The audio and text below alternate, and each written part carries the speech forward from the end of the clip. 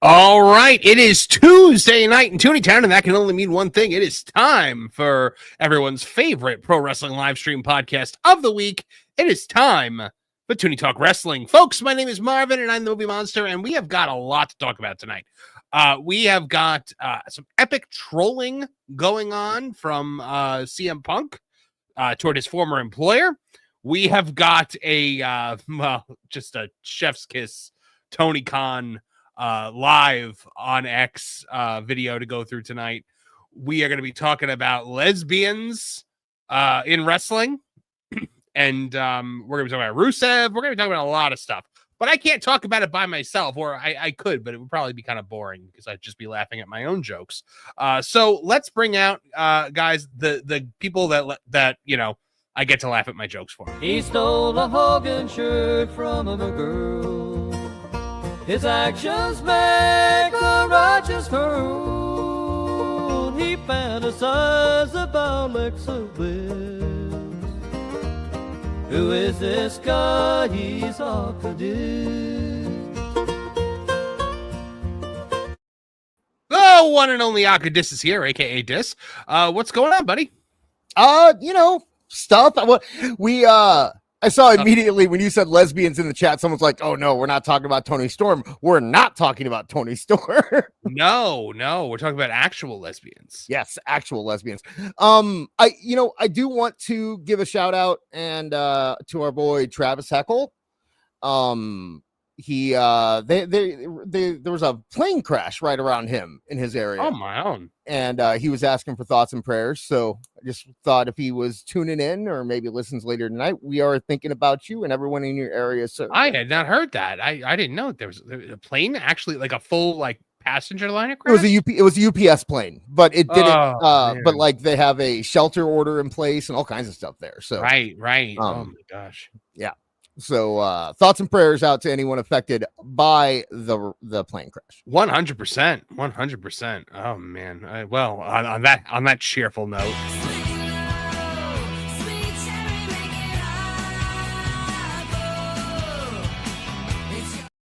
Awful Wrestling. What disaster did you want to bring to our attention tonight? You're muted if you're trying to talk. I guess the fact that I'm here and in existence is enough of a disaster. and we all mournfully observe the situation. Why is it that every time that I get introduced, there's always some tragic accident happening right before I get introed? Is there? Is that like a thing that's happened? Usually. Introing awful in and of itself is a tragic accident most of the time. Yeah, really. True. You're not kidding. I guess we should do a show note real quick. In the intro, it said Mone Mag, but Mone Mag got bumped for Tony Khan. It did. We had Mone Mag slated for today, and then Tony dropped a new track, and we had to just immediately go to that. All else gets bumped for that. It'll probably be for the best. I was doing just playing around to try to get that whole idea of doing AI versus Monet thing right, and I think I got it. So if it's working out, I'm gonna read through it after this because ChatGPT takes forever to make things, and also it did a whole thing. It said we can't pretend to be her. We have to be very clear that we are pretending to be her.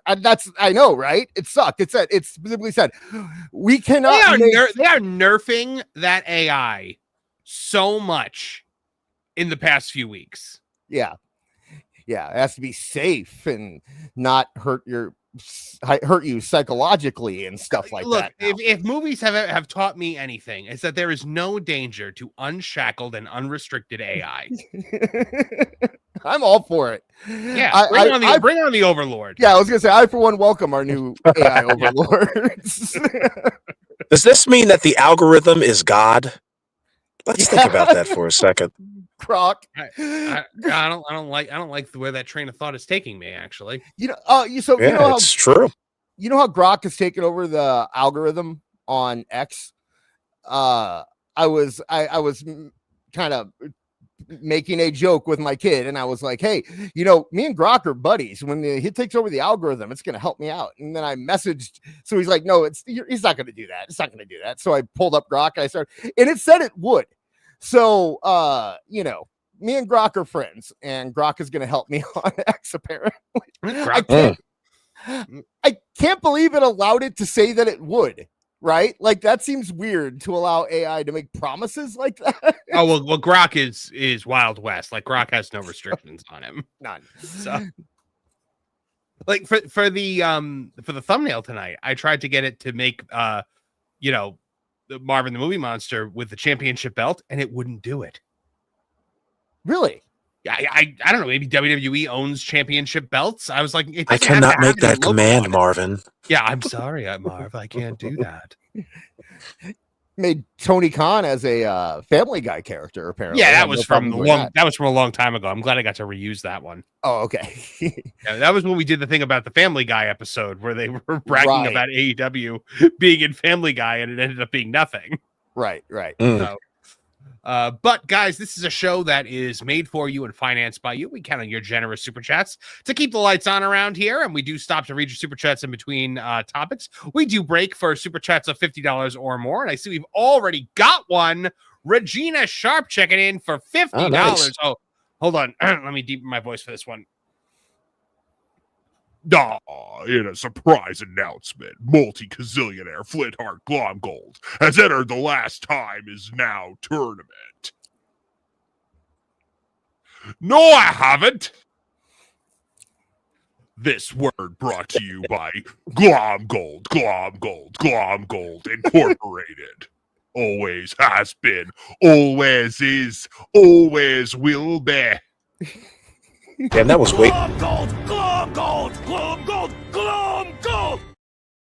Sorry, the voice changer, I have to like cycle through them. I can't just like pick one.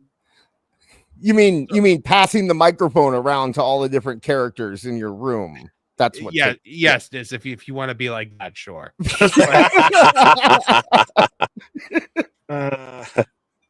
that's the game that we want to play, then yes, of course.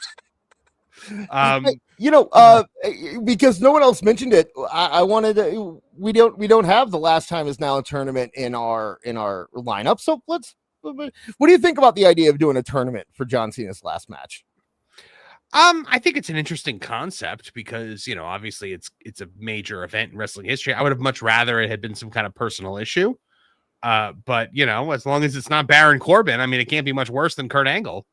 Yeah, I'm willing to give it. Normally, if it was like Matt Hardy and you were doing this for a tournament to see who faces him last, that'd be ridiculous. But when you're talking about John Cena, who probably has a argument to be made for him being the greatest of all time, it's better than Baron Corbin. It's better than whoever's available on Saturday night, like Ric Flair did. It's also going to really depend on who it is, but I'm assuming it's going to be Gunther. And we do have to give Dave Meltzer credit. He did report this about a month ago. They were going to do this. So I got to give him credit when credit is due. Do we have to give him credit? Yeah, unfortunately, yeah. All right. Well, whatever. Thank you very much, Regina Sharp. And BPE checking in with the BPE special $10 and no comment. So thank you very much, BPE. We appreciate you. We see you. We speak your name. Blazing Bolts checking in for $5. Just let Lauren and Apollo do the Mone Mag instead. That would be something.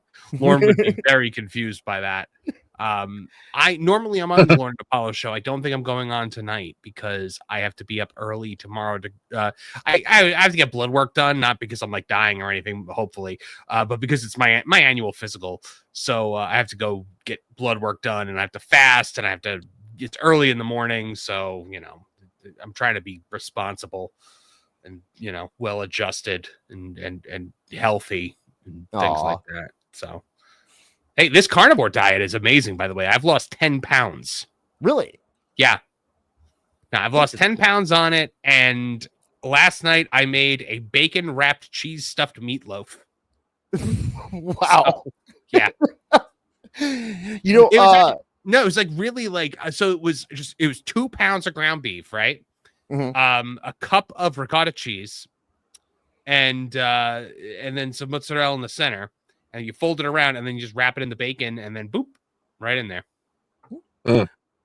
My only diet tip I ever give anybody is get a intestinal disease, and then you'll be great. You'll lose all that weight. Yes. I lost Eat 15 raw pounds. pork. I lost 15 pounds of the salmonella diet. Yeah. That's what I did. Not salmonella. Lick the tuna can. Shady Davy D. LaFleur for $2 says that photo speaks loudly. Hit the like button. Thank you very much. Hope you guys do hit the like button. Liquid Fox for $2 Canadian says it's because I'm the Tooney Town champion. Okay, I didn't realize that we had that. I would give it to Regina Sharp, but that's just probably. Cruz Madrid, that's a new name. I haven't seen that one before. For $5 says, what's up? Huge fan of the show. Went to my first Raw last night. Had a wonderful time. The best wrestling show on the planet. First time super chat. Welcome.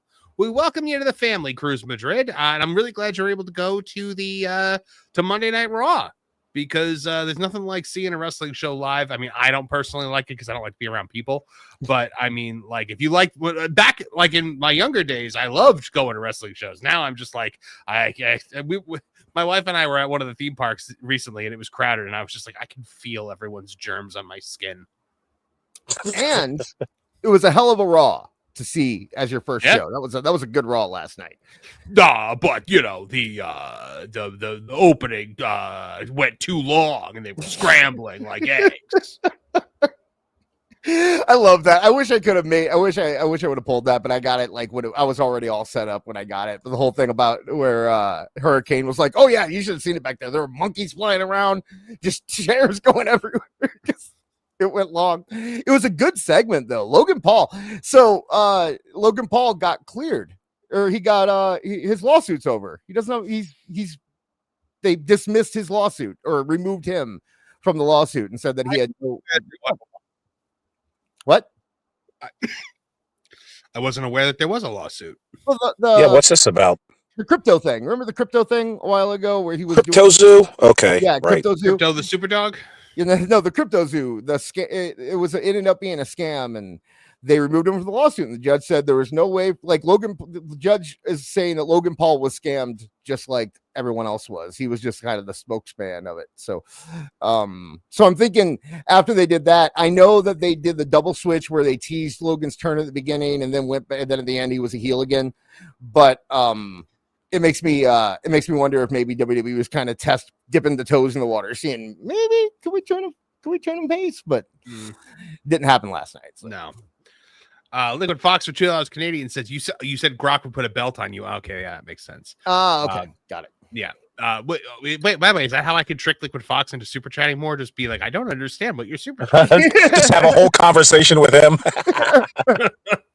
Oh, that's weird. I don't understand it. Liquid Fox he put a belt on his profile picture though.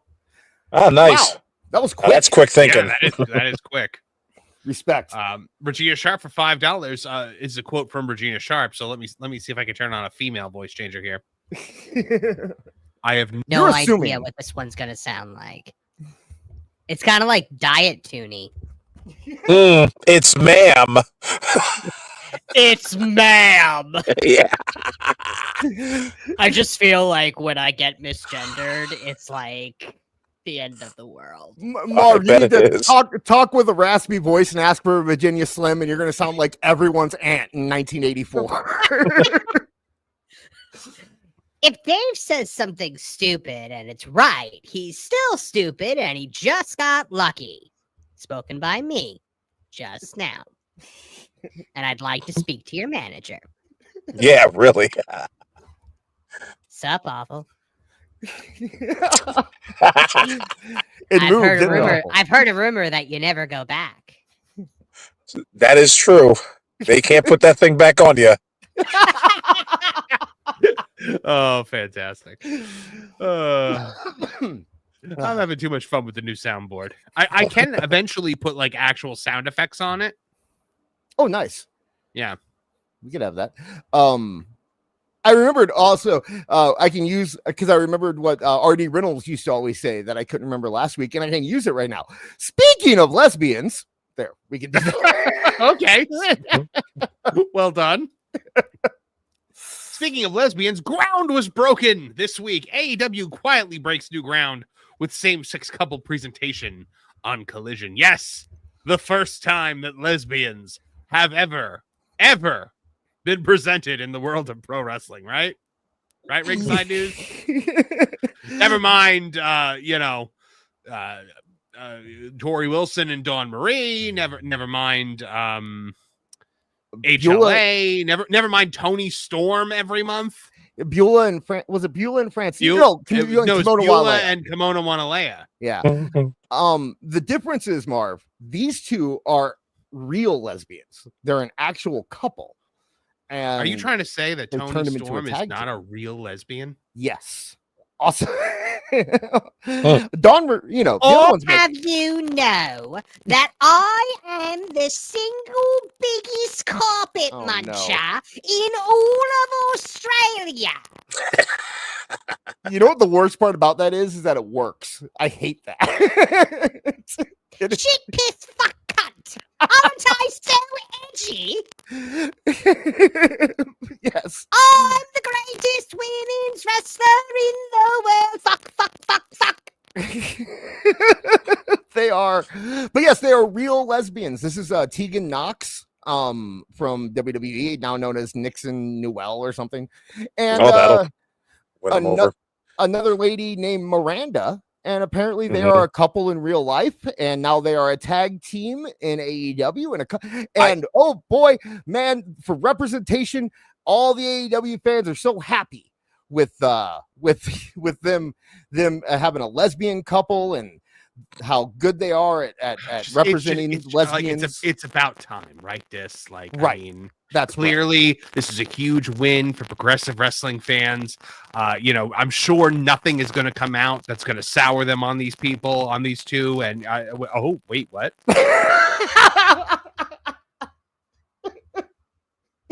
So this is Miranda Elise on with Evanescence Bring Me to Life backing the post. It says, in 1995, you said, don't homeschool your kids, they'll be weird. In 2023, you say kids in public schools identifying as barn animals. What? That doesn't make sense. She's a lesbian.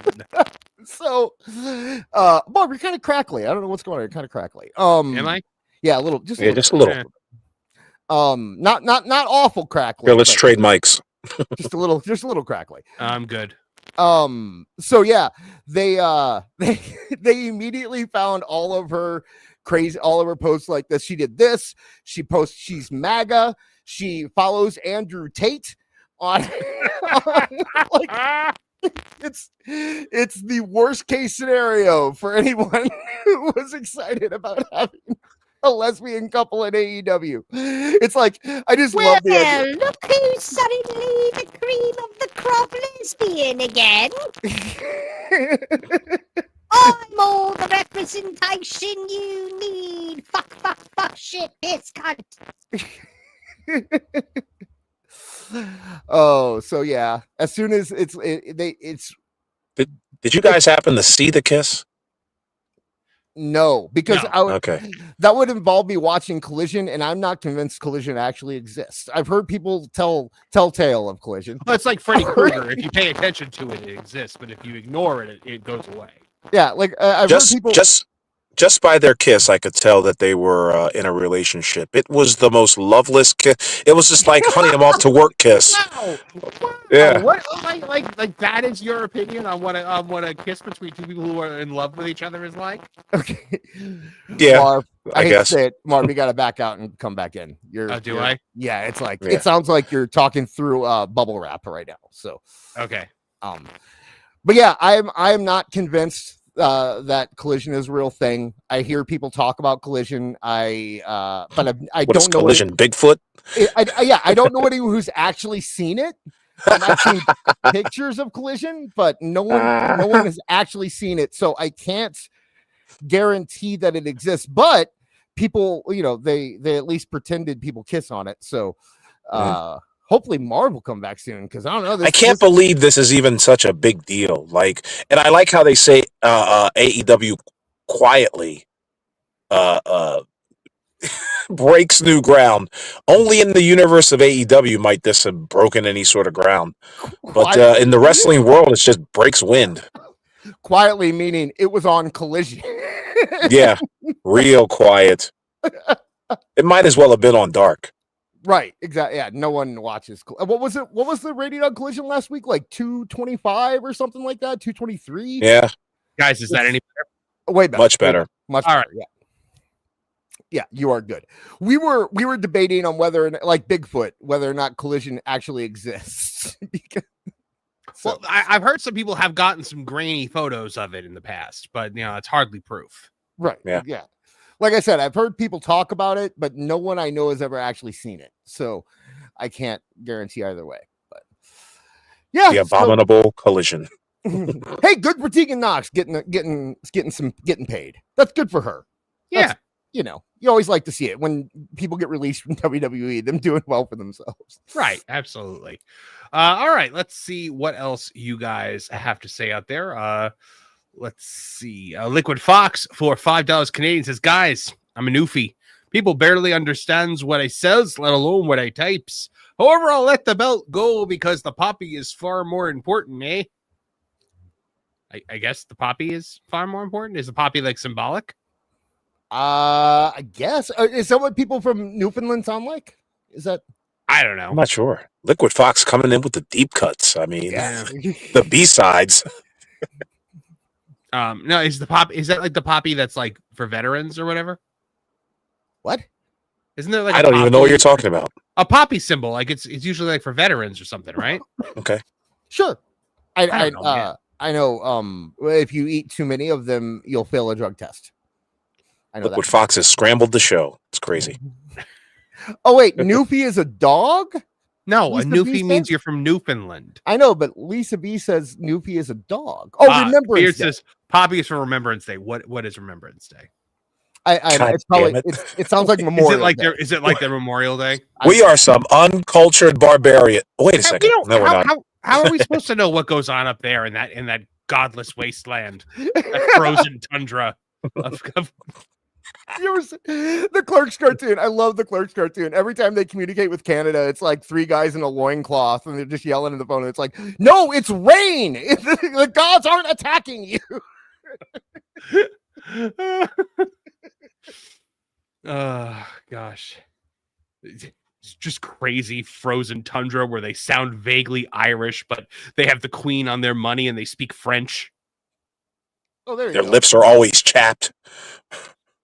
Yeah. Well, okay. Beard said it's the Canadian version of Veterans Day. Little Egypt okay. said poppy fields in France for the guys who died freeing it. So, Well, hey, you know what? you go. Then happy Remembrance Day to everyone in Canada, and thank you to our Canadian military veterans. All right, let's move on here. Let's see. Guys, big time excitement here. Don Callis met the Young Bucks yet again after their loss and proposed a trios match for Full Gear. The Young Bucks and Josh Alexander versus the Jurassic Express and Kenny Omega in a winner-takes-all match. $1 million match. $1 million. They get $1 million. Like, but here's the thing: like, everyone knows that this is like not real, Right? they're not actually getting $1 million. So, like, I don't know. If you're gonna, I've said it before. Make it a storyline, right? Like, okay, and this might be them doing that. And that's part of the reason I wanted to bring it up. If this is how the Bucks get out of the doghouse and they're millionaires now, and after all this stuff we've done, now we get to see their big turnaround, then great. That's not a story, though, bro. That's a MacGuffin. Yeah, it at least gives these things a point and some meaning. I said before that it's like, what, the fact that they just had probably one of these every other week for the past like 3 months. It's replacement for story, right? We can't come up with a good reason to have this match. So instead, fight for $500,000. You know, but here's the thing: like, if you're gonna do like a match with like $1 million on the line, or even $500,000, like the last one that they did, wouldn't like the babyface be like the everyman, like an Eddie Kingston type, not the son of a Hollywood celebrity, right? And a dinosaur. Yeah, and his weird Pokemon dinosaur. Yeah, no, it's stupid. I think it would be more interesting if they lost the $1 million if they lost the match. And like you're not getting paid for the next 3 weeks. That's right. $1 million. But like or you get the losing team's paycheck for the next 3 weeks and they get nothing. Or there you have it. But it's kind of like I know like no one ever wins anything in wrestling because obviously it's scripted and whatnot. But like for some reason the money thing I feel like is far lower stakes than anything else. Yeah. If they actually did something with it and made a storyline out of it and something, then maybe. But like Mole posted today, and I don't know this for sure that this is what it is, but Mole posted a picture of Vince McMahon doing the $1 million giveaway that he did, and it made me think: is Jurassic Express going to win and just like do a giveaway? Is that what this was all leading to? Was that AEW is going to give away $1 million? And watch AEW, please. I'll give you $1 million. Oh my God. Wow, what a thought. I could see it. Right? Please watch. Please just watch the show. I'll give you $1 million. They are in, I like to call this the epilogue phase of AEW. The book's By the over. way, this voice is labeled robot, but it just sounds like Satan.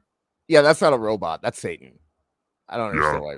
No, not doing that again. Now, if you do a Welsh accent, you sound just like Wade Barrett. Hold on. I'm afraid I've got some bad news. Did I nail it or did I nail it? Yeah, you got it. You got it. Yeah, that was good.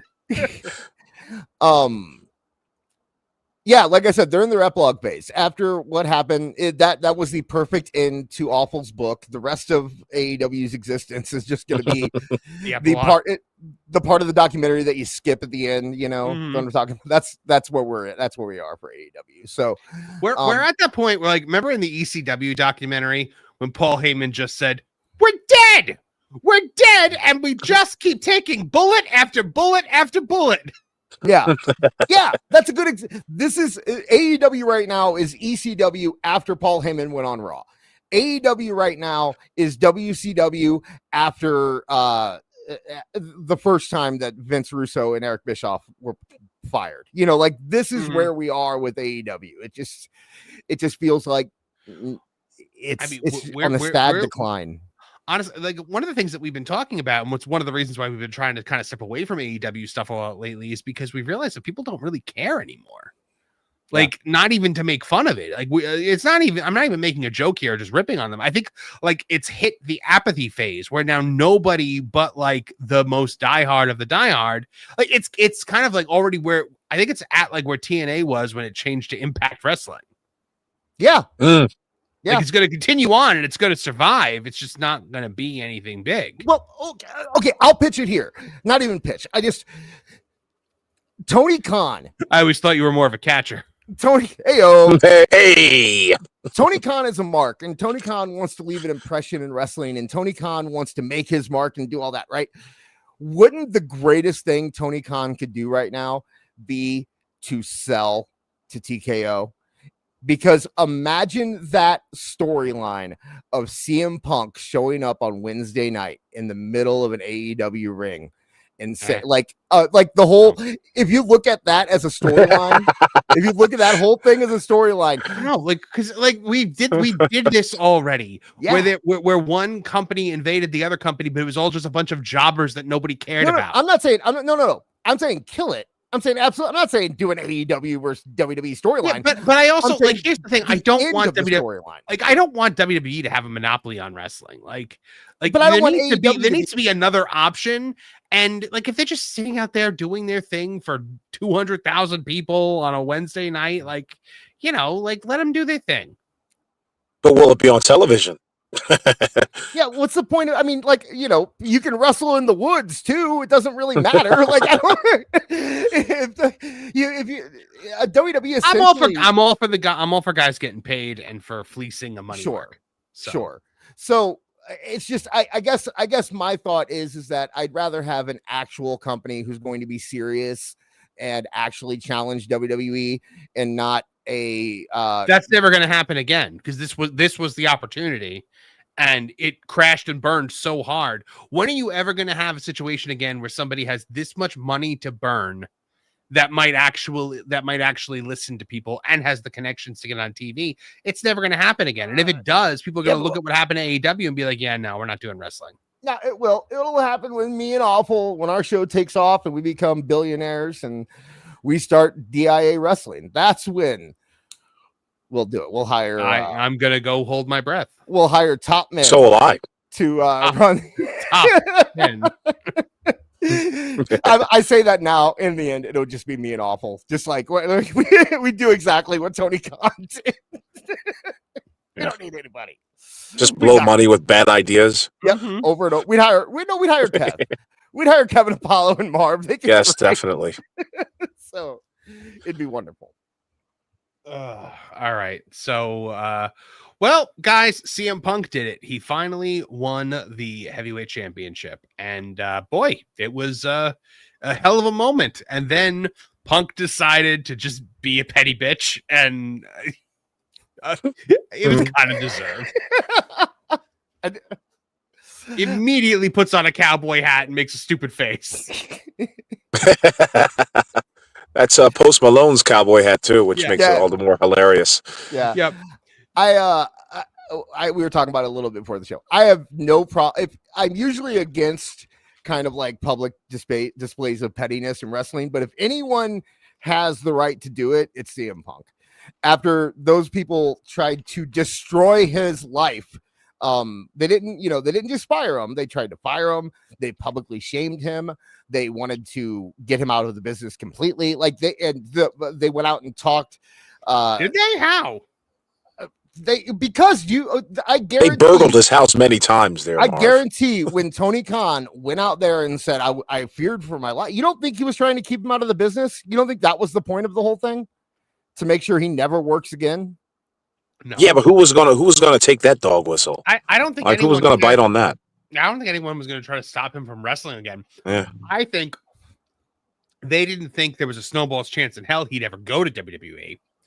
And at the same time, the I feared for my life promo was Tony trying to come out of this the babyface. No, okay, sure. But they tried to ruin his reputation. 100% they did. They tried to claim, they absolutely were trying. What were they saying about CM Punk that had not already been said about CM Punk? Everything the entire situation from Brawl Out, that they painted this picture of the Bucks politely knocking on CM Punk's door and then Punk throwing his dog at them and charging them with chairs and like. The whole thing was them trying to paint CM Punk as a lunatic who can't be trusted and all that stuff. Yeah, and even if remember that fateful day in April when they showed that video. Yeah, they showed the video, Marv. Yeah, the video trying to say that he attacked Jack Perry and almost killed him. And look how dangerous this. which just made everybody think Punk was really cool. Yeah, they did. Yeah. But in their minds, all the guys, the Meltzers and everyone out there were all being puppeted by them, so Punk went on Ariel Helwani and he was like, this is how it went down. And AEW was like, oh yeah, well, we'll release the footage to give the real story. And you could see that everything he said is exactly what went down. Yeah. Matched up vocally, audibly, and visually. Practically read the lips for yeah. Fucking joke, you're a clown. Then I took 5 steps over here. They 100% just tried to destroy this man's reputation, which would have never let him work again had it been true. And a lot of that footage in which they disparage CM Punk is actually not really on television, but more so on their BET YouTube channel. In what universe? Because Tony Khan said he was mean in the back or beat somebody up. Was like New Japan or AAA or WWE ever going to close the door on CM Punk? I didn't say they were smart.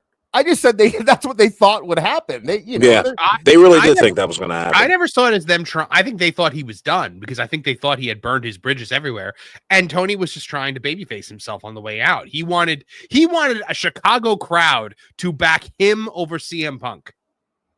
I mean, dude, it's the biggest return in professional wrestling, probably in the modern era. I mean, did any of us suspect that CM Punk was going to show up at the end of the Survivor Series way back when? I mean, that's what I'm saying. Like, so we all had the same thought as Tony Khan did. Like, nobody thought that man was going to step into a WWE ring ever. We thought actually he was going to do what was it? He was doing like commentary for MMA. He was doing like these comic book conventions and all this shit. It seemed like he was doing life without wrestling. And he shows up in Chicago. By spreading information about how dangerous someone is, about how he can't work with anybody, about how they attack people backstage, about, showing videos of him quote unquote, attacking people. Don't you think that hurts his, possible acting gigs or any other job that he could possibly brand? Have? Yeah, it hurts everything about him. So they 100%, especially the Bucks. The Bucks thought they were baby faces. They ran out and they were cutting promos like they were baby faces. They did the victory lap like they were baby faces. They thought everyone was on their side. They just fuck the Bucks. Tony Khan went out there and sat down and had a 5-minute speech. Everybody forgets this shit. That's what I was talking about when he went out there and tried to babyface himself. Oh yeah, like that was ridiculous. They booed him out of the building, and I remember there were rumors. I don't know if it's true that he was crying when he got to the back. I can believe it. But yeah, like I said, I personally believe that, and I bet Punk, if it's not true, I bet Punk at least feels that way. And if he wants to take a couple shots at them, as long as it's not something that he does every week, I don't want to see him doing the victory lap after every match. I don't, that kind of stuff. But if he just needed to get it out of the system, I have no problem with it. I'll tell you what. It's good that he did these moves. It's good that he ran across the ring on Monday night, and it's good that he put on the cowboy hat, because goddamn, that match with Jey Uso shit the bed. It was horrible. It was boring, but it wasn't horrible. I mean, it was the most standard match you can possibly have. How is that horrible?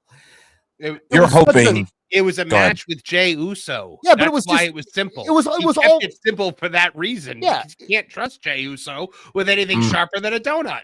It was all rest holds, and I'm not saying it was a good match by any means, but a lot of rumor going around that he might have been half in the bag. Uso? Yeah. I don't know. Is that a euphemism for like drunk? Drunk, yeah. Or high? I don't know if he was drunk, because I think if he would have shown up drunk and worked that match drunk, I don't know if he would have gotten the main event on Raw the other night. Yeah, no. I don't know. Like I said, I'm not saying the match was good. By no means was it. It was boring as hell. But I've seen way worse matches this month than that. we just watched Halloween Havoc 91. I can name 3 matches. That wasn't from card. This month. No, I said I've watched 3 matches this month that were worse than that. Yes, in the past month. I guess not November, but I mean, it wasn't. But those are matches from 20 years ago. Yeah. But 30 years to go back in time. At this point. Yeah.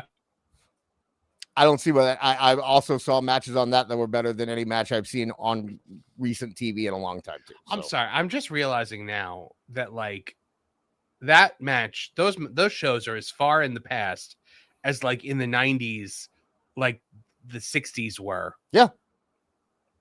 Oh, okay, look at like this.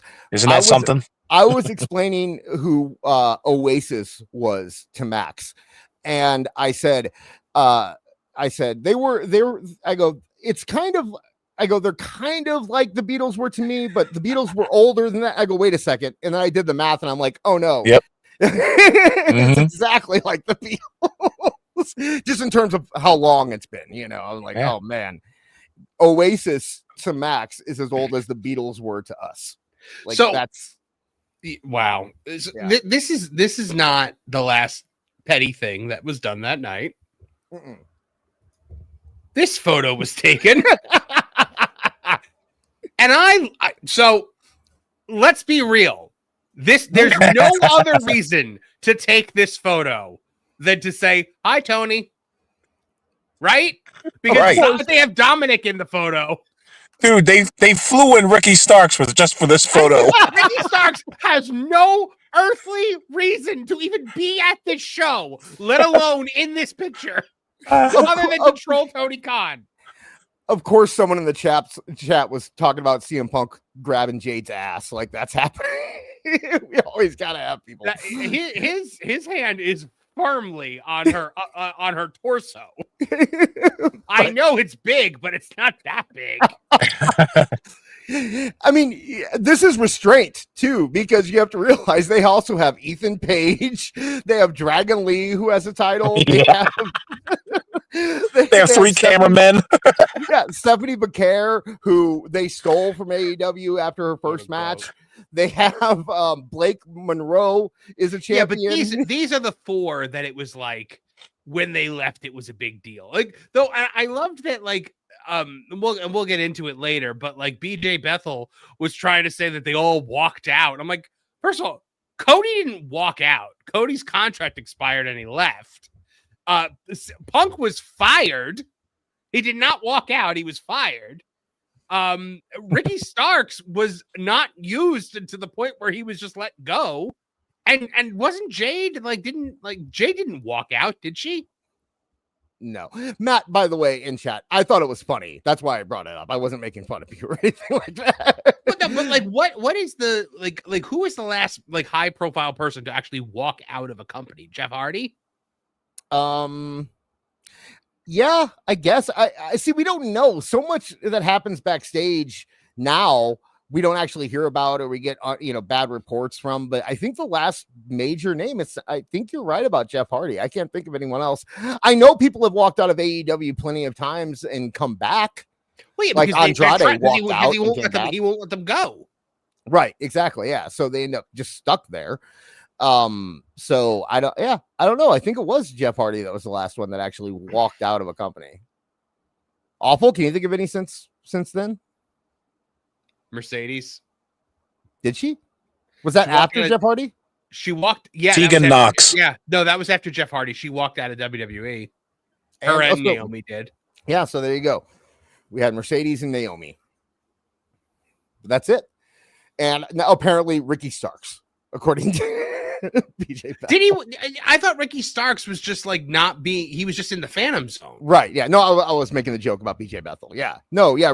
All these guys were just. Well, CM Punk wasn't in the Phantom Zone, but yeah. I mean, all these guys in terms of the recent ones.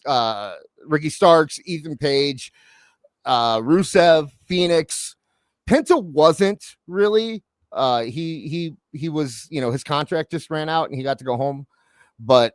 Yeah, most everyone. Pug was Superboy Prime. He punched his way out of the Phantom Zone. That's if Kevin were here, he would have gotten that reference because it's an Infinite Crisis reference. But oh man, yeah, this is the Tony fumbled picture. There's no other way to look at this. The Mount Rushmore of Tony fumbled. Yeah, pretty much. But don't worry, guys. They've got Hangman Adam Page and the Young Bucks still. Yep. And, don't forget Will Ospreay. Well, hey, Swerve. That's sometimes. The only. So we've got Will Ospreay sometimes. Mole posted the thing with that they sent out an all points bulletin. Must defend text to everybody, and the only one that I saw that actually got through to anyone was. Swerve posted a picture of him and Hangman and Will Ospreay for some reason. Swerve, who was injured, and Will Ospreay, who has a neck injury. So that's their answer to this is and Hangman Adam Page, who injures ratings.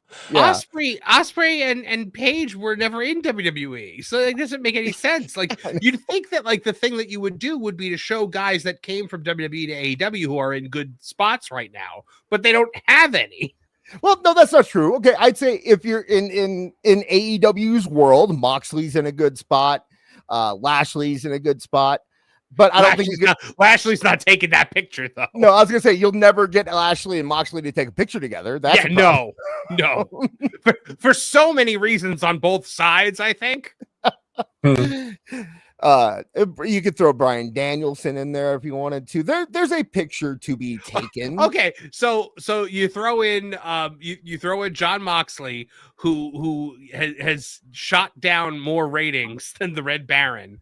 You've got Bobby Lashley, who doesn't want to be there, and Bryan Danielson, who has been bludgeoned into retirement. Yeah, pretty much. And I can't think of Tony Storm. Tony Storm would be the Mercedes. Duh, Mercedes. Of course, Mercedes would be there. Yeah, Mercedes and all of her belts. It's just a picture of Mercedes holding all of her belts. You can't even see the other guys. Omega Studios says Dax tweeted a response. Well, of course he did. When Mole said that the rah-rah text went out, like rah-rah's needed, we were all like, well, here comes Bald FTR to the rescue. Yeah. Dax blocked me, so I can't see his stuff unless I go there. Well, you can see it. I mean, I have to go to it. Yeah. Right. Yeah. He hasn't blocked me, but I don't care enough to ever go to his page. It is funny about Ospreay too, because he has a neck injury, and AEW fans are angry because he's going to be out longer than January. Like, there was a whole thing online, like, I can't believe Ospreay is going to be out long. It's like, dude. Oh, that pussy. Why wouldn't he just come back while he's still hurt? He could be like Bryan Danielson and be sitting at commentary. If this was Bryan Danielson, he'd come back. He would. That's what put him on the bench in the first place. Yep, Wrestling hurts. You're 100% right, guys. Bryan Danielson would have come back, and look where that got him. Mm-hmm. Right in the announcer's booth. So if you see if Ospreay, yeah, Awful's right. Ospreay wrestled a match when he shouldn't have already with a neck injury and a crazy match and took crazy bumps and still went through with it. So they got to hire somebody other than Dr. Nick. Their fans are literally coming down on Ospreay for the fact that he's hurt and not wrestling hurt. Well, they didn't say that he's not wrestling hurt. It's just a lot of people like when the news came out, walk it off. It's just a neck injury. It was basically, yeah. It's not like Edge was out for how long, and Stone Cold Steve Austin. Good Lord. We can't all have the Kurt Angle bubblegum and paperclip surgery. And by the way, look where it got Kurt Angle. It got Kurt Angle to be a drug addict. So that was the beautiful thing there for a while. Remember when Edge had been out for like a year and Austin was out for a year, and then Kurt Angle got some new surgery and he was back after WrestleMania 19 in like 3 months. And I was like, there is bubblegum and paperclips holding his neck together right now. Bubblegum, paper clips, and Oxycontin. and a whole buttload of drugs. That was always my problem with AEW, is that we went so long and we got so far in making that whole like lifestyle and train of thought a thing of the past, right? Like, people don't need to work injured anymore. People don't need to take big bumps anymore. We don't need drugs to do this. Hey, smoke some pot. We're fine with that. Go ahead and do that. And then AEW comes along and creates a whole new generation of Percocet addicts. So that's awesome. Gotta love AEW. And then people ask, well, AEW isn't really damaging. It doesn't hurt anything. They're not damaging the industry. It's like, hell yeah, they are. I'm sorry, they are. This is why. But at the end of the day, these are grown ass adults who are doing it to themselves. I can't blame AEW. Yes, AEW allows it to happen, but there's only so much you could do to protect grown men from themselves. True. I have no sympathy for people who are in AEW currently and are going to follow that path. That is their choice. They've made it. What I don't like is the idea that we've now effectively made that a path again in wrestling. You can start wrestling when you're 18 years old and jump off something really high. And if you do it good enough, Tony Khan's going to give you $1 million to come do it for him. And then he'll pay you $1 million to become a drug. Like, encouraging it with people who are just getting into the industry always bothers me. $1 million to do drugs? Yeah, here's $1 million. Go get some Percocet. Have fun. Yeah, like Tony Khan is that kid that the DARE officer warned you about in school. Right. Didn't actually exist. Who's like, hey kid, want to come do all these drugs for free? Opens up his bomber jacket. Yeah. Look what I got. Don't you want to get high? It's cool. Don't you want to jump off a building? Make sure you check your kid's candy because people might be putting drugs in it. And meanwhile, people are like, I'm not giving your kid my drugs. That shit's expensive. I can't believe that's a thing again too. Now we have to deal with people putting drugs in Halloween candy again. Are people actually doing that? I have not heard of this. For a long time, it wasn't a thing. Like for years, when I was taking Max trick or treating, it wasn't like you didn't get the warnings anymore, or do the thing like when I was a kid where you had to take your bag to the fire station or something like that, But this year there were warnings put out because it's people online who were saying like, I'm going to put drugs in all the kids' candy when they come by, and you want to roll your eyes and think they're trolling, but you can't because you're dealing with children, so it sucks. Sick. People are just like ridiculously sick today. And it's all about politics too, by the way. It's always over politics.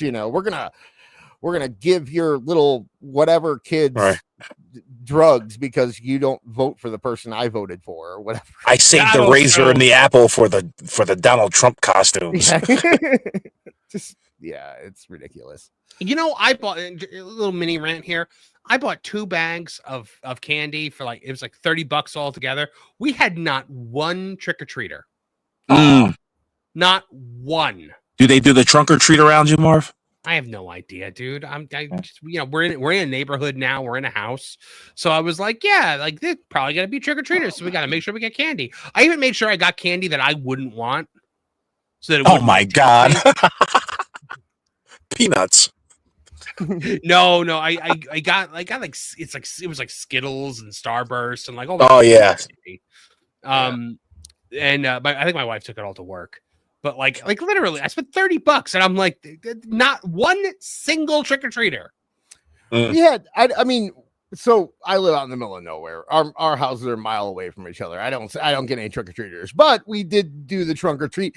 Max actually went out. We didn't think he was going to. We thought he was. I thought you said he was too cool for Halloween. Now. He was too cool until a little girl asked him if she wanted to go trick or treating with him, and he said yes. So, attaboy, lad, attaboy. It's actually really funny. He was wearing his John Cena shirt, and there's a little girl from church, and she's like, "Hey, you want to go up to the square and go trick or treating with me?" And Max goes, "Yes." And he comes over and he goes, "I don't have a costume." And I go, "I have my John Cena hat in the car if you want to grab it." He goes, "Yes." So so wait, he was like, Halloween's dumb. It's for little kids. And then some girl came over and was like, "You want to go trick or treating?" And he was like, "You can't see me." 100%. I had to go fish that hat out of the trunk. And it's the old one. It's the Word Life John Cena hat. Goddamn hat. Get it. He took off in her mom's car. I didn't see him for 2 hours. Hustle, loyalty, respect, and simping. You were proud at that moment, right? I was. It was a moment of being proud, and then there was a moment of, oh man, like This called me up and was crying. I that's not true, but I was. My mind was already set on like, okay, this is the year he's getting a little bit older. We're starting to lose this stuff. And then he told me, "Hey, I'm going to go trick or treating." And I was like, "Oh, wait a second. I got it back." And then he goes, "For a girl." And it's like, "Oh, it's gone. Never mind."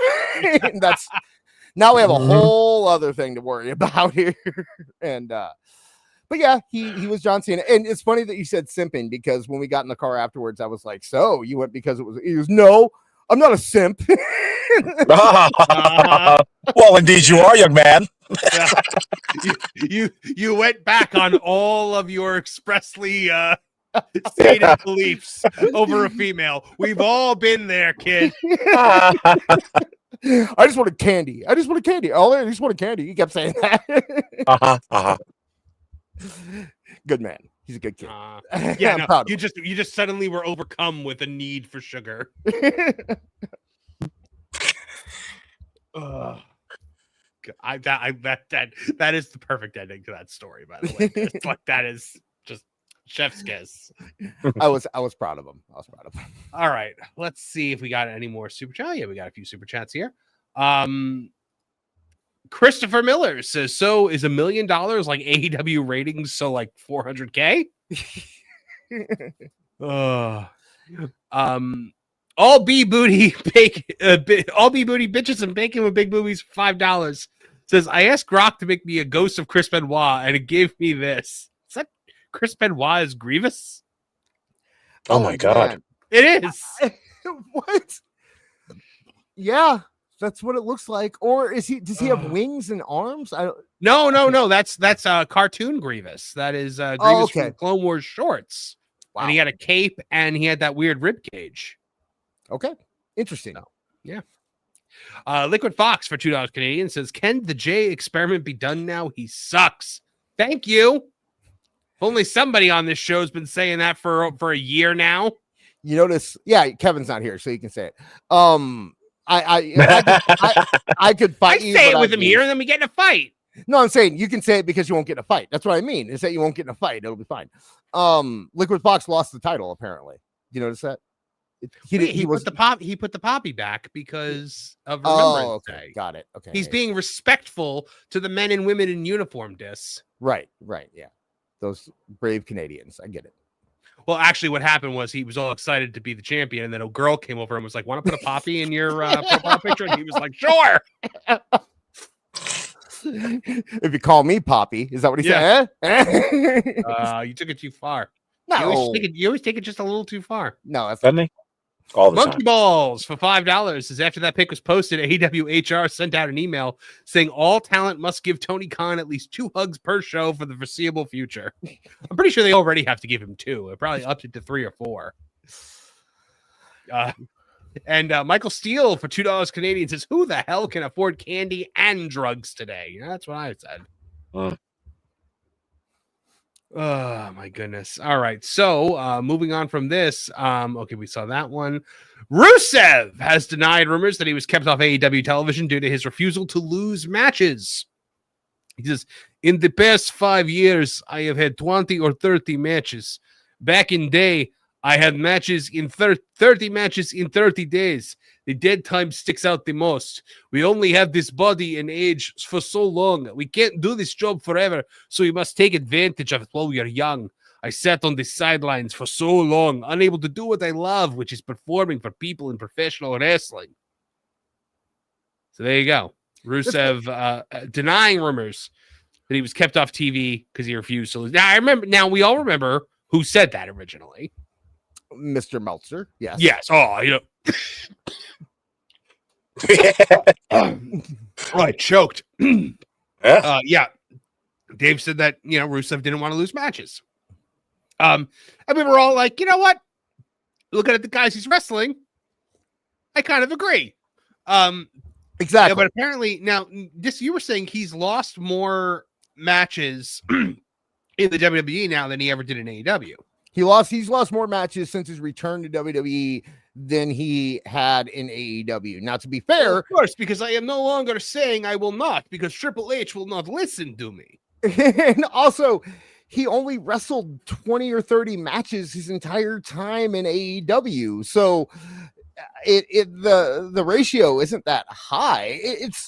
It's a matter of, okay, the only person, so a few weeks ago, Darby Allin did an interview, and in the interview, he said AEW's been a whole lot better since we got rid of the cancer.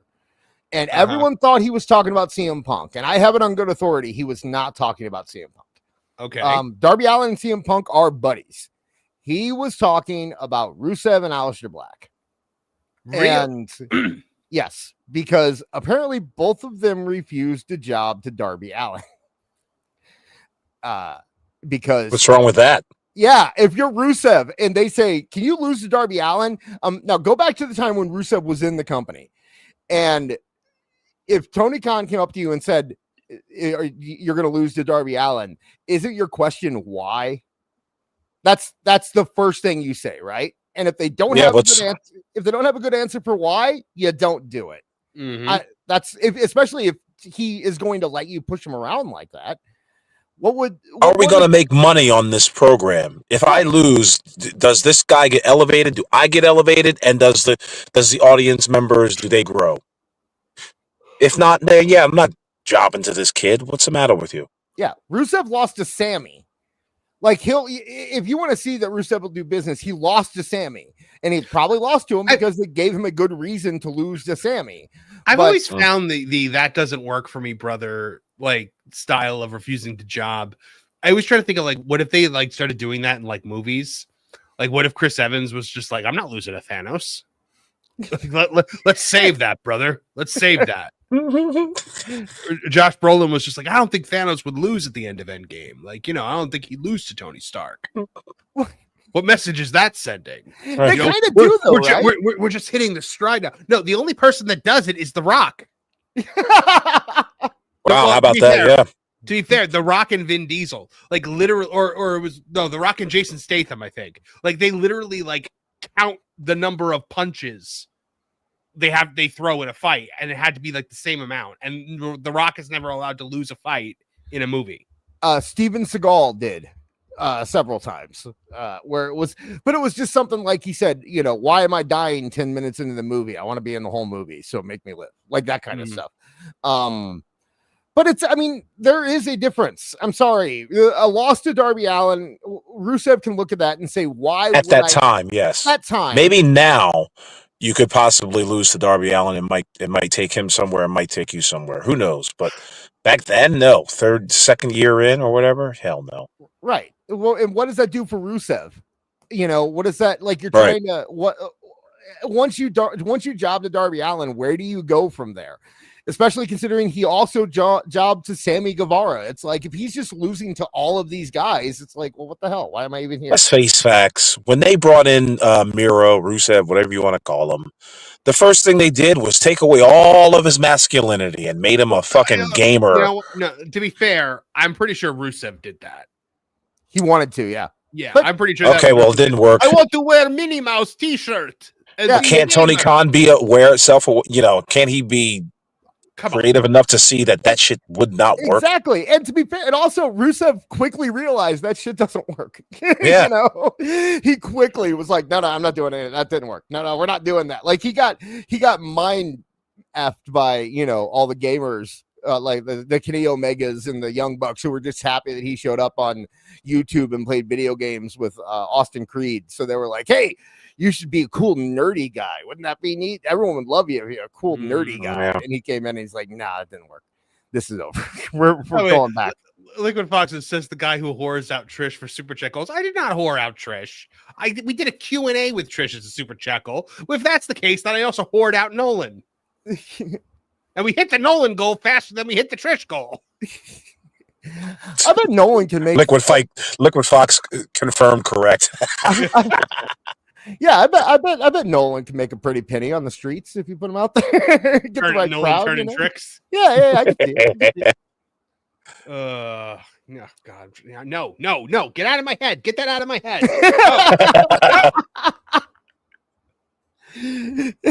Hey, big boy. Nolan.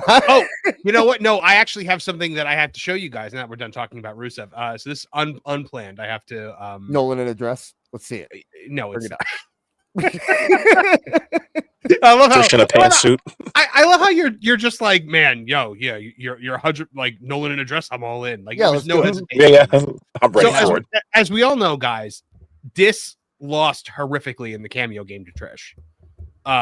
Just you're gonna bring that up. Gonna keep bringing it up. Huh? We're just gonna talk about it. We're just gonna talk about it all the time now. No, I mean you lost tremendously, and it was humiliating, and I was humiliated for you. So we spent some money. We spent some money on it.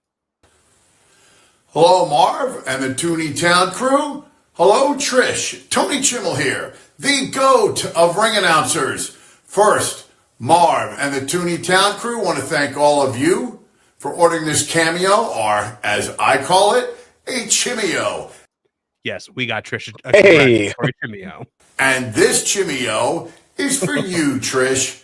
First, I want to congratulate you on becoming the new Cameo Game Champion. I know you guys like to play this game. Guess the price of the cameos? Well, you won this time. And since you're the champ, you get an announcement. So you're emotionally ready for this, Dis? I just want to say, if I would have won, there's 0% chance he would have gotten this. Oh, absolutely. As you're counting the lights, just 0%. You're laying on your back. You're counting the lights, and this is what you hear. So here we go, ladies and gentlemen. Please welcome, for the very first time, she is the new Cameo Game Champion and a true superstar,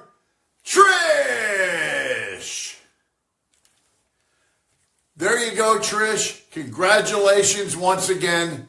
Many, many more victories. I'm always here to announce the champion. Thank you all. So there you go. I like. You had to turn it off. I got a question. Sure. How much did that cost you? $30. Yeah. Oh, $30. Yeah. How many takes do you think he did? One. He's a pro. Oh, okay.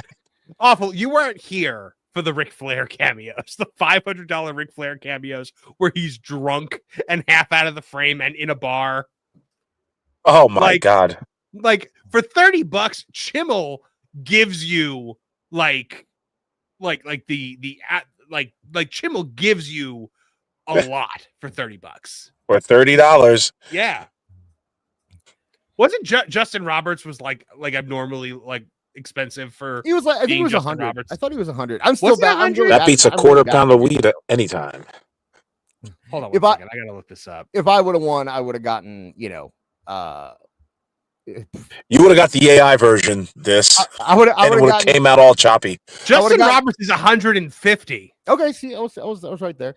I would have gotten the recorded video of Jimmy Corderas lifting his coffee cup in the air, and they would have said, "I did that for you. We got that for you, Dis." That's what happened. Yeah, They would have got it. They would have got a clip from his reffing rant. No, I mean you're right. There's a 0% chance you would have gotten a Chimio if you had won. But I can just picture a video where it's like Ric Flair, and he's like, "Woo! This is Ric Flair. Hi, Dis. How are you?" I have a podcast called Tooney Town Wrestling, and we like to play this cameo game.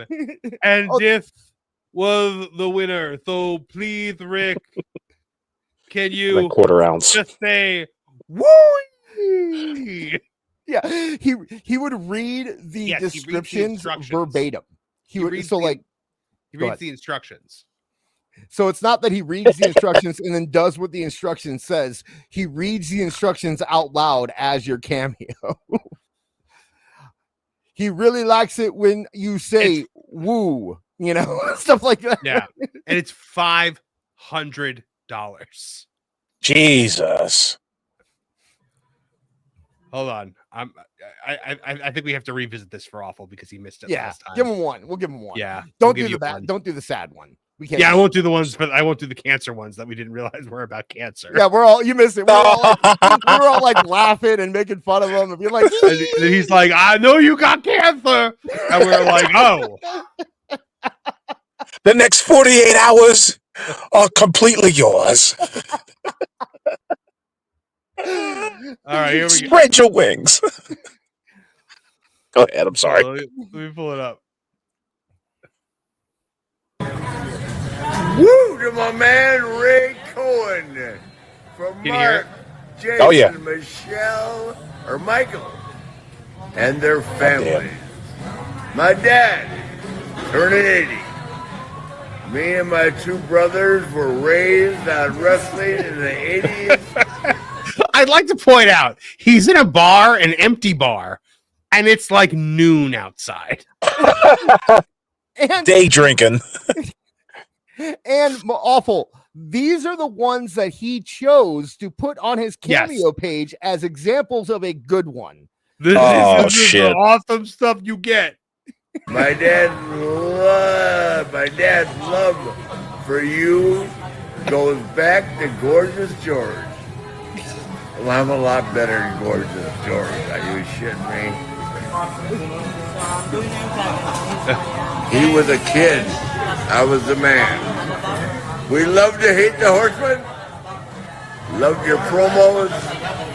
Be excited to get a word. And a happy birthday to Ray Cohen from the Nature Boy. This is how he gets kicked out of bars, because he does cameos all loudly in like bars and shit. And they're like, "Listen, sir." It's not there's other patrons around for him to disturb. Right. It's like that old joke. Ric Flair walks into a bar every morning and then stays there until they close. Ray was the man. If I live to be 80, I'm going to make love to a woman that is be unrecognizable. Sir, this is a friendlies. You imagine like the parents with like their kids at the next table. He's like, if I'm 80, I'm gonna make love to a woman and be unrecognizable. God damn it. Now, hey, hand me that Burger King crown. I'm going balls deep. God bless you, brother. A lot of respect. Mark, Jason, Michael, and the families, they respect you. I respect you. Remember, I can Ray, smell his breath on your through the birthday, fucking man, phone. To be the man, Yep. you gotta beat the man. Oh I my guarantee you, in all of them, he says to be the man, you got to beat the man. I know exactly what he smells like. You're right, awful. He smells like stale beer and leather is what he Yeah. smells like. You know he smokes cigarettes now. Yeah, So yeah. it's Does he? a Oh, yeah, Marlboro probably. Light. Probably. Yeah. You can't drink all that and not want to take a few puffs. Oh, and baby oil, because his hair is baby oil all in it. So that's what he smells like. That's my review for the way Ric Flair smells. 5 stars. So you think it's beer that he's drinking? Because like Erica just said in the chat, I don't think it's beer. That early, I think it's beer. I think he's still on.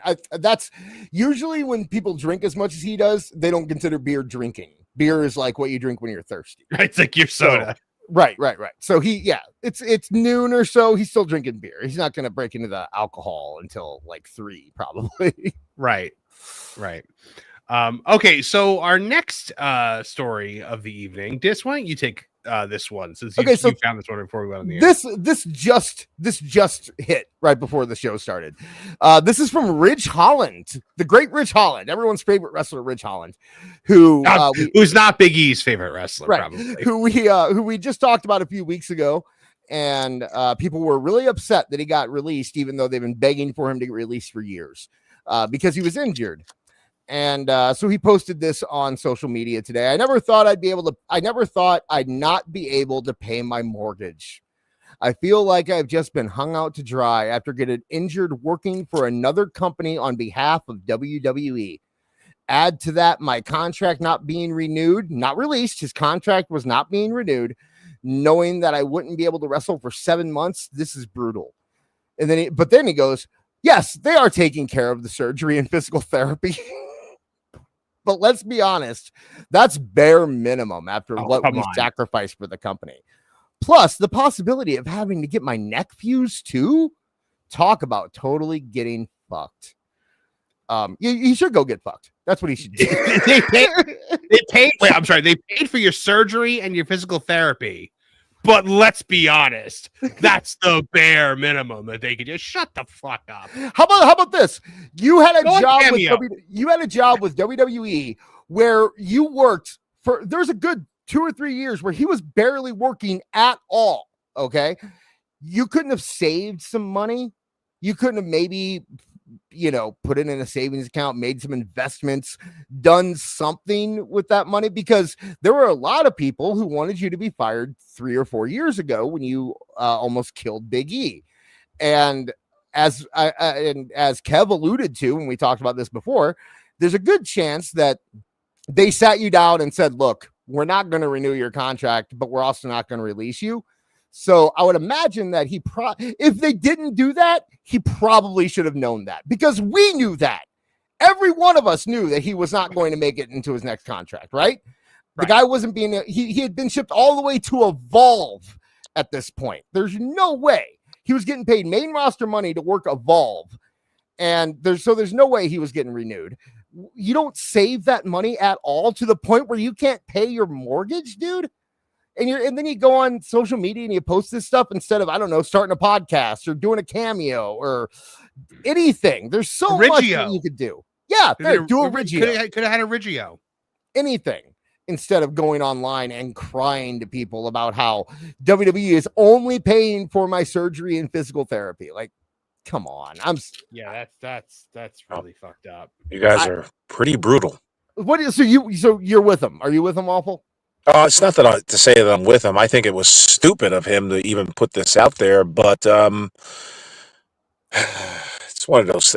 Again, I said it on, this is awful. Wrestlers are animals. They don't think. They have no long-term thinking. They have no social skills. The average wrestler, not the superstars or whatever. Well, some superstars, but a guy like Rick Holland, he should have been living in his car eating potatoes and tuna after that incident that he had with Big E. Saving every cent. Every fucking penny. Listen, I know those checks weren't light. Come on, that's what I'm saying. Like, weren't you in catering half the time? If you're in catering, still getting paid what? I don't know. What would your check be? 15 grand, maybe. I don't know what it would be, but it would be enough to sustain. What do you think a lower end like guy on the card in the main roster gets a year? 125, maybe. Yeah, I was gonna say 150, but yeah, somewhere around there, I would imagine. That's some good fucking money. And I saw guys work the mill 20 years to get that kind of money. Especially when you're working Evolve and NXT and you aren't touring. It's not like he was doing house shows and stuff like that. The guy was working, the guy was working Evolve, so he might have had to do a couple weekends to do indie shows to help him out, sure.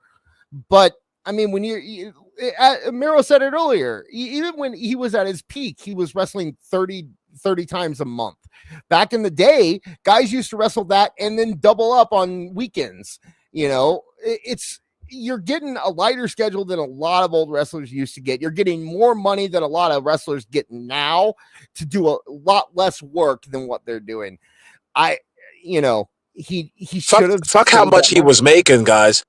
How much was he spending? Right. See, that's the part that they never like to tell you. Like, oh, I'm a degenerate fucking gambler, or I like to drink on the weekends and spend $500 on Dom Perignon or what. Like, you just never know how these guys are spending. This is the first time I've ever had to. I'm having a hard time paying for my mortgage. What were you spending on? You're begging those questions to be asked of you if you put this kind of dumb shit out there. Mm-hmm. Yeah, I'm sorry. It's not that I don't feel bad for a situation in terms of. I always feel anyone who is in a situation where they can't pay their mortgage, going to lose their house. It sucks, absolutely. But yeah. But what are you telling us for? What do you want us? Like I got problems too, man. What do you want, a fucking quarter? Yeah, I don't. You want a dollar?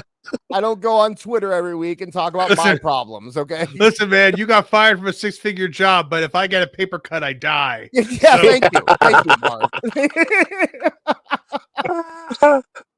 What do you want from me? Like, come on now. A 6-figure job. Like, now I want to know, like, what's the mortgage? Because I know 6 figures paying my mortgage easy. Okay. But now, so is that when the contract runs out, are you still on a non-compete clause? No, the contract ran out. He could do whatever he wants to this. So if your contract runs out and they don't renew you, you can go wherever you want the next day, essentially. Yeah. That's why Andrade thought that he could show up in AEW, but he found out that wasn't true because his contract wasn't up. So. Remember, kids, get a college degree. Get one. Yeah. I don't know if it's going to save your life, but it will at least give you an opportunity to go elsewhere. Yeah, and like they said, okay, someone in the chat said that he had 4 kids. Then put some money in your savings account. Stop having so many goddamn kids. Like, what the hell? I mean, here's the thing. I feel for his plight. Being injured and being fired, that sucks. But to be like, oh, all they did was pay for my surgery and physical therapy, like that's a massive expense. Right. Like you'd think, and it doesn't help build a bridge to get back there. To say that's the bare minimum, like I don't know, man. That to me that's the part that everything up until yes, they're taking care of my surgery and physical therapy, right. But that's bare minimum. Everything up to that, I was like, oh yeah, it's fine. But when he said that, I was like, oh man, that's screwed. That's screwed up. And like, for him of all people to talk about what wrestlers quote unquote sacrifice for the company, it was, I mean, I always defended this man, but after this, it makes me feel really hard. It makes it really hard to have any sympathy. This makes you really hard, huh? It makes me really hard. Just like Nolan in a dress, rock man. Solid. Diamonds. I can cut glass, but no, it makes it really hard to defend him. Like it wasn't just Big E that he injured either. Like he injured other people too. So I don't know. Yeah, I have a raging clue. Thank you, Ryan Damon. I wish him the best. I hope he finds his way. I hope he can find. Hey, maybe he'll get lucky and Tony Khan will want a virtue signal and bring him in as a announcer and let him. Well, it depends on how much this blows up. Right. Sell cars like Marco Stunt. How about that? Yeah. Man's making a good living now. Freaking Bob Orton did that. Bob Orton was able to get a job selling cars. Bob Orton's a part of the mafia, you're telling me. So, yeah, I mean, if the mafia is the Missouri Athletic Commission, sure. well, there you have it. Yeah, I mean, go on, bust it open. Like, there's so many opportunities. You're telling me you couldn't start a podcast and make enough money to at least tag team with Maven. How about that? The Mid Cards Podcast. Exactly. With Maven and Ridge Holland. It's got a nice ring to it. Beard, buy a car from me or I'll bleed on you. Yeah, that's what I'm gonna do. Oh no, Bob Orton did that. Sorry, Bob Orton did that. I'm sorry. I get hemophilia and hepatitis mixed up all the time. Oh yeah, they're basically the same thing, right? Right, exactly. All right. Do we want to get into our buddy Tony next, or do we want to get Dave out of the way first? Let's do Tony. I think Dave is strong enough to finish the show. So okay. Well, guys, so it happened. We do have what? I was just reminding that we do have That's Dave for You segment. People were asking, so I want to make sure they know we're going to do That's Dave for You. Here's the we were not doing the That's Dave for You segment because I was tired of it. Like I was just like, because I was just getting so angry every week doing it because he's just a sorry excuse for a journalist, and so we were doing that, and then I was like, and I was happy again, and we were like doing other things, and then this whole week. He has just been such a raging, thundering dumbass. Yeah. That I was like, is he trying to get us back? Is he trying to win us back? Like, it was, I literally sitting there like, just when I thought I was out, they pull me back in. Like I said, we always were willing to go back if he gave us something to work with. It's just, it got, after doing the 7th video of him going, this is what AEW numbers actually look like. It's like, what are we can't even make jokes about that anymore, So, but he gave us a whole lot of fresh material these past couple weeks. Boy, did he ever. Yeah. Anyway, Regina Sharp for $10 says, wouldn't accept the super chat for some reason. See above TK chat for message. Hold on, let me look at what that means. I gotta scroll up in the chat. Let's see. Wouldn't accept super chat. Above TK message. Last thing I see is ooh, too soon, Chef Eddie. Funny, but too soon. Don't make it weird. Yeet. I don't think any of these are the one you meant. All right. Regina. So I'm not 100% sure what you mean. Liquid Fox for $2 Canadian says Nolan's got the sweet veggie swagger. Regina Sharp for 5 says if Cornette did cameos, would they be Cornettios or Cornettos? Cornette does do cameo. He just doesn't do them often. He doesn't do them often. He opens them up for like a week, and then like he does all that he can handle, and then that's it. He doesn't want to do it anymore. So he's a kind of exclusive. I wonder what his asking price is. I don't know, but he was doing them. I remember Brett for a while was like really expensive, but now Brett's not doing any at the moment. So, all right, it's guys. a bunch of Goldberg cameos. That's what's probably going on. Like our old friend Tony Khan is back on Twitter, which is always our favorite thing, and he did another one of his Twitter live spectaculars, and well, you have to watch it now. All I saw was that he did one that Dis sent me. I have not watched it yet. I've not watched it either. Yeah, Awful and I wanted to go in blind on this one. So it's great to see you. I'm here today. It's a busy. Now again, Dis, you've sped this up 2 times, right? He's on a bathroom break. Oh, okay. Then let's wait for him to get back, I guess. Why is it that these guys always must do these videos with portrait mode? It is so annoying. And then half of the screen is their ceiling. The one thing that I did see of this was him going, "Hi." Yeah. I do think it's the only way you can do it on Twitter. Also, just for the record, this is sped up to 1.5 speed. You will not be able to tell. Hey, it's great to see you. Hey, it's great to see you. What is he, Mr. Rogers? Jesus. Hey, kid. It's great to see you. We're Tooney so Town glad running. that you're here. I love you. You love me.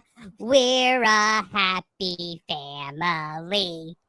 Here we go.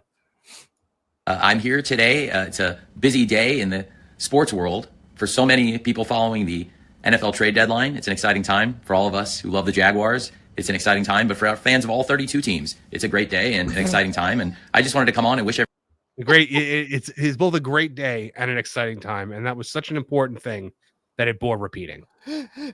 It's all inclusive, not just Jaguar fans. I mean this for everyone, even if you don't like the Jaguars. But who doesn't like the exciting Jaguars? time. Everyone likes the Jaguars. The Jaguars are the greatest team ever. everybody the best. It's November now. It's the start of the holiday season officially, and it's a great time in wrestling. It's a great time for AEW. Put some respect on Thanksgiving, Tony. That's right. I'm kidding. I'm kidding. My tree is up. Jesus. Yeah, it is. Mine is too. And I've been mine is too, but mine is up all year, so it's a fixture. So He's got it growing up from the floorboards. we have our real Christmas over at my parents' house. So at our house we have one of those little like fake light up trees, and Max likes to make it our all seasons tree, so he decorates it different every month. So, Oh, okay. yeah. in New York today at a Sportico conference. My dad was kind enough to come watch me speak, which was above and beyond. Damn it. Hold on. This has literally never happened before. In fact, my dad typically goes out of his way to not hear me speak. You guys have no idea what a banner day this was. So I had to come here on X and tell you all about it because I am walking on sunshine. And don't it feel great? Yeah. Tremendous. Hey,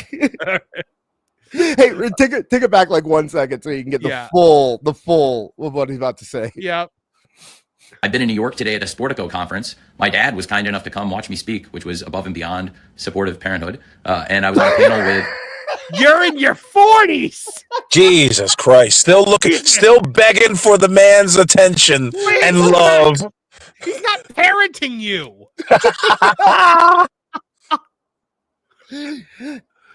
What? Like, Can't believe it. We make jokes about him being a man child, but like, there was nothing that my old man could do at this point that I would call parenting. He said above and beyond parenting. Yeah, it certainly is above and beyond parenting. That's for goddamn sure. Listen, motherfucker, I've waited a long time for this, and you will not take it away from me. Oh. Tony's dad only likes him now because he's less involved with the Jaguars. Like he got him to do something that isn't mess up his football Really? team. Apparently they're having a winning season now. some very cool, very interesting, and very well-connected young sports owners, people involved in sports. It was a panel on the next generation in sports. Some very, for very young sports people who are all involved in sports. Dude, Forbes magazine put out a yearly edition of their magazine. It's like 30 billionaires under 30. Like, does he really think that he's like still a part of the young crew? Like he's still hip and the in thing. And I figured out something they all had in common that was pretty cool. I was there with Nick Wrestler from the Atlanta Hawks, Hannah Harris. And his name is Wrestler, so that must mean he's a great wrestler. Harris, who I know from the Washington Command. You're crackly again. You're crackly again. Oh, all right. I think it's when I do the It doesn't happen every time though. It only happens. I think it's when I do it too much. Okay. Let me restart it real quick. Well, I'll vamp with Awful. Hey, Awful, you were talking about a list that Forbes put out. I saw a list recently that listed Jacksonville as the most boring town in the United States. I can believe that. I was looking for establishment shots of Jacksonville while I was doing an editing video. And it looks like a boring, nothing happening town. Yeah, they said that. Well, go ahead. Any better now? Yeah, you're perfect now. Perfect. Yeah, I just had to restart my soundboard. Okay, there you go. Right, here we go. No more Tooney And Town. I figured out something they all had in common that was pretty cool. I was there with Nick Wrestler from the Atlanta Hawks, Hannah Harris, who I know from the Washington Commanders, who's also with the Philadelphia 76ers and the New Jersey Devils, and of course Crystal Palace. Then with Zach Leonsis from the Crystal Palace. Is that really what you want to be talking about right now? There was a place in Crystal Palace called in East St. Louis called Crystal Palace, and if you were under 21, you could get in there with that, but you just couldn't buy drinks. And was it a rundown Motel 6? Sure. That had been abandoned. Sure, ladies, it was the place that seniors would go to see naked women. And I never went, but I heard they didn't smell good. That was the reputation that I got. That was the reputation of the Crystal Palace. Okay. Yes. the Washington Wizards and the Washington Capitals. And what I figured out is all three of their families, with the, of course, the Verizon Center, looking back, so many great buildings, but really, like, looking back at the history of AEW, there's been so many great places we've been, but looking back, I think, first of all, the first Dynamite, the Capital One Arena in Washington, D.C., so that's a cool thing we shared with the league. What the fuck is he talking Who about? knows what he's on about? He just name dropped and now he's just gone on his own little tangent. He said there's something connecting these people, then named a bunch of buildings. Mm-hmm. And now he's talking about AEW. Hold on, we gotta go back a minute. From the Washington Wizards and the Washington all of our Capitals. underground And bunkers what I figured connect out to each is other. All three of their families, with the, of course, the Verizon Center, looking back, so many great buildings, but really, like, looking back at the history of AEW, there's been so many great places we've been, but looking back, Yeah, I said to all of them, I rented your building and filled it up a quarter of the way. Do you suppose Tony Khan gets invited to, like, the Illuminati parties or the Bilderberg group? No. Yeah, he did until he showed up in a neck brace at the last one, and they were like, yeah. All right, this guy's got to go. He's talking about Harvey. He's talking about Harvey Weinstein again, and Nick Khan is also invited to these. So we got to get this kid out of here. When he got the neck brace, he's like, "Do you have one in, like, more of a super white and not an eggshell? I have to go to one of Diddy's parties next week." I think, first of all, the first Dynamite, the Capital One Arena in Washington, D.C., so that's a cool thing we shared with the Leonsis family. And then having been to Atlanta and having, of course, run there and having been at State Farm with the Atlanta Hawks, and that's something in common with Nick Wrestler. But then also getting to talk to Hannah Harris, and it's kind of cool because the New Jersey Devils and the Prudential Center are going to be hosting AEW Full Gear very soon. Isn't that cool? Isn't that cool? Yeah, the Prudential Center, the building that we filled up one time and have had reduced reduced returns every time we've gone there until we've actually killed the building off completely. I'm just picturing all these guys. They're all standing up, in like a little huddle, like before the thing starts, and they're all talking. And then Tony Khan walks in the room, and they go, "Oh shit, he's here! Fuck! Act like you don't see him. Act like you don't see him. Just talk. Oh God, here he comes! Hey guys, how are you today? I'm Tony Khan. Oh, hey Tony. My dad's rich. Yeah, so are all of ours. Yeah, we get it. What's the password, Tony? Your name sounds like wrestler. I run a wrestling company. Good. That's good, Tony. This is actually called the No Tonys Club, but you let Tony Wrestler in. No Tonys. We've already got one. The Simpsons reference for you. I like it. All three people I was on the Sportico panel with, their families have hosted AEW shows in their arenas, which is pretty cool. And it was amazing to be at this event and to see the kind of interest there was in AEW from. I just pictured this situation. They're all standing there, and he goes up. He goes, I run wrestling in every one of your buildings. Isn't that interesting? Wait, are you that guy that rented out the whole arena and we had to bring in the whole staff and you only used one tiny corner of it. Yep, that was me. It's a great house that night. That night.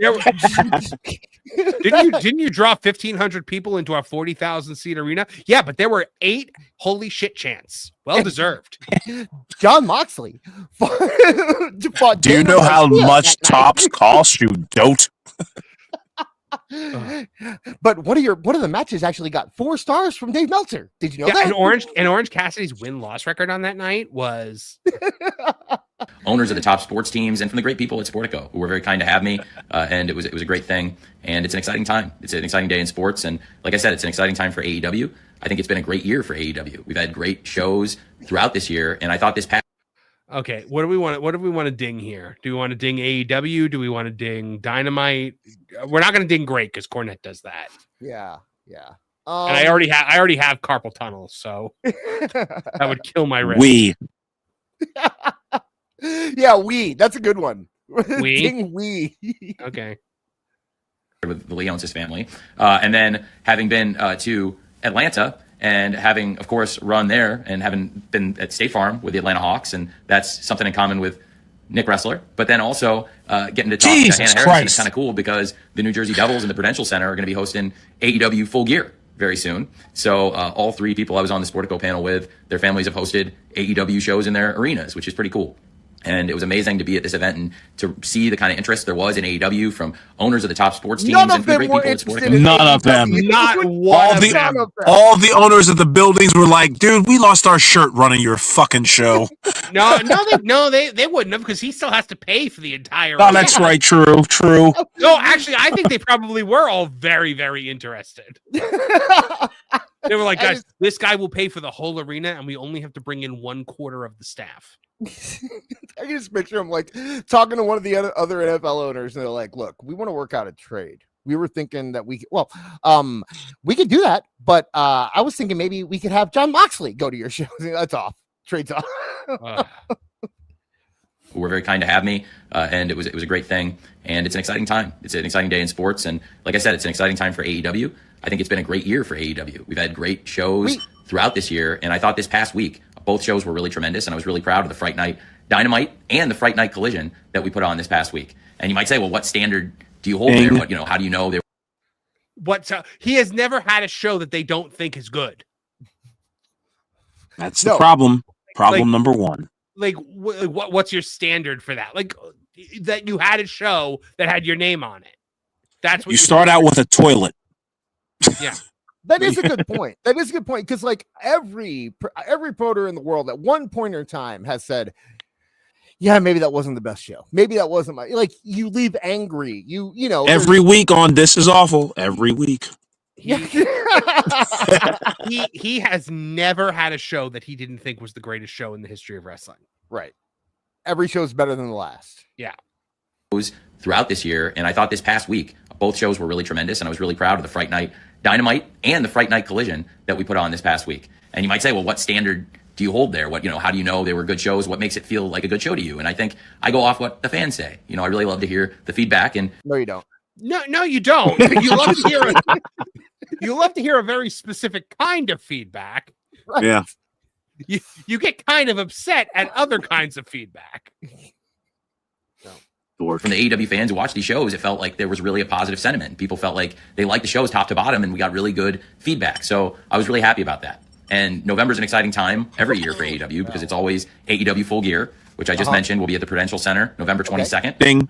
Oh, God.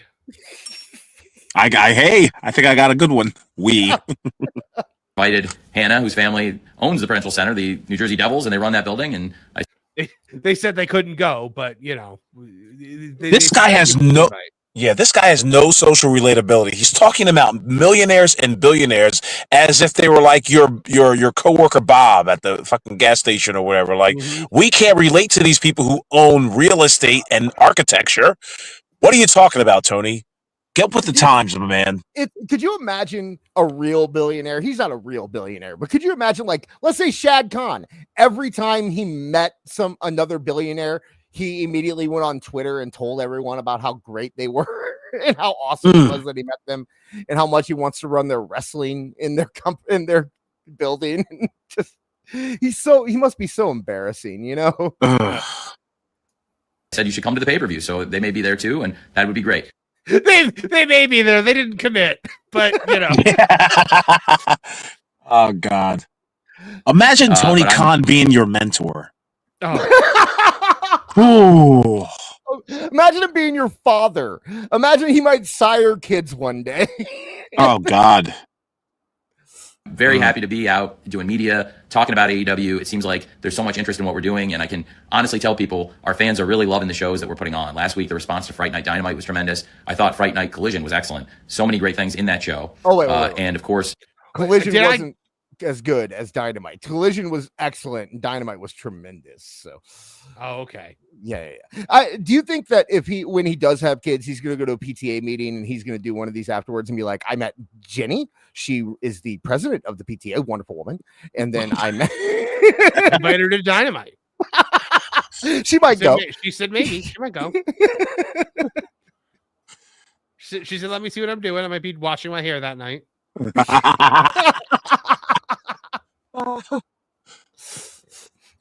The announcement of the participants in the women's Blood and Guts match, and Blood and Guts coming your way next week on Wednesday Night Dynamite. That got a lot of attention, as did the high quality of the wrestling on this Collision show. With the what? CMLL. Say again? The high quality of the wrestling. Okay, because I thought he said something else. What did you think he said? Hey, listen. No, I'm not going to repeat myself, but or him. Just rewind it. Maybe you'll hear it too. Hold on, I'm going to rewind a little bit. Fright Night Dynamite was tremendous. I thought Fright Night Collision was excellent. So many great things in that show. And of course, the announcement of the participants in the women's Blood and Guts match, and Blood and Guts coming your way next week on Wednesday Night Dynamite. That got a lot of attention, as did the high quality of the wrestling on this Collision show. With the CMLL Championship match. Right there. He said exactly what I thought he said. Listen. Moving on. Mercedes Moné defending the title against Olympia. And of course, Mercedes Moné will be fighting in that Blood and Guts match next Wednesday. Yeah. Mercedes Moné also competing in the AEW Women's World Tag Team Championship. If I say when Kubica said he's referring to me.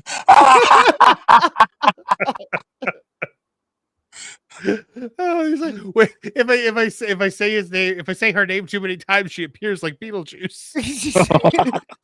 I just realized this. Listening to this made me realize that Mercedes Moné is going to win the Women's Tag Team Championships, and that's going to be one of her titles. Oh no! Yeah.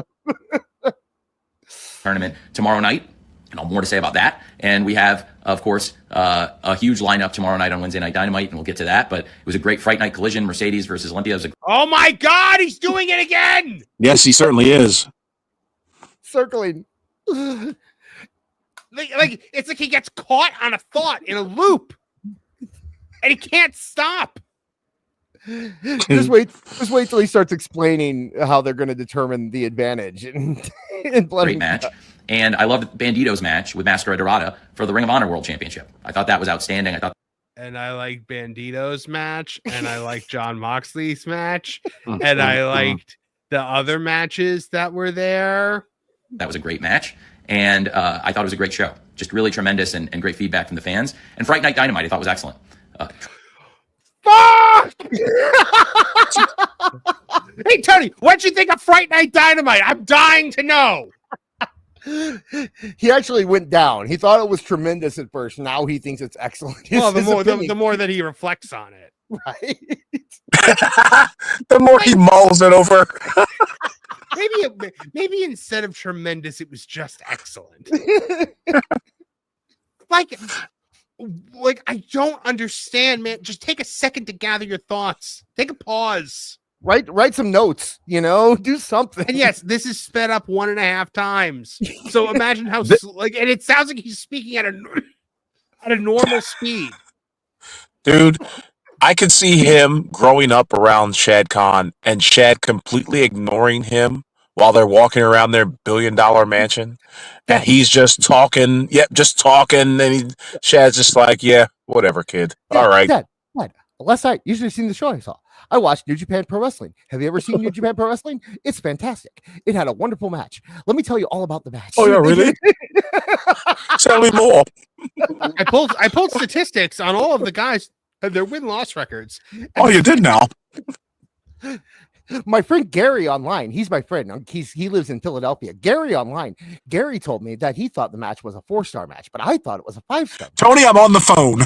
He also said, "Take your pants off and dance for me."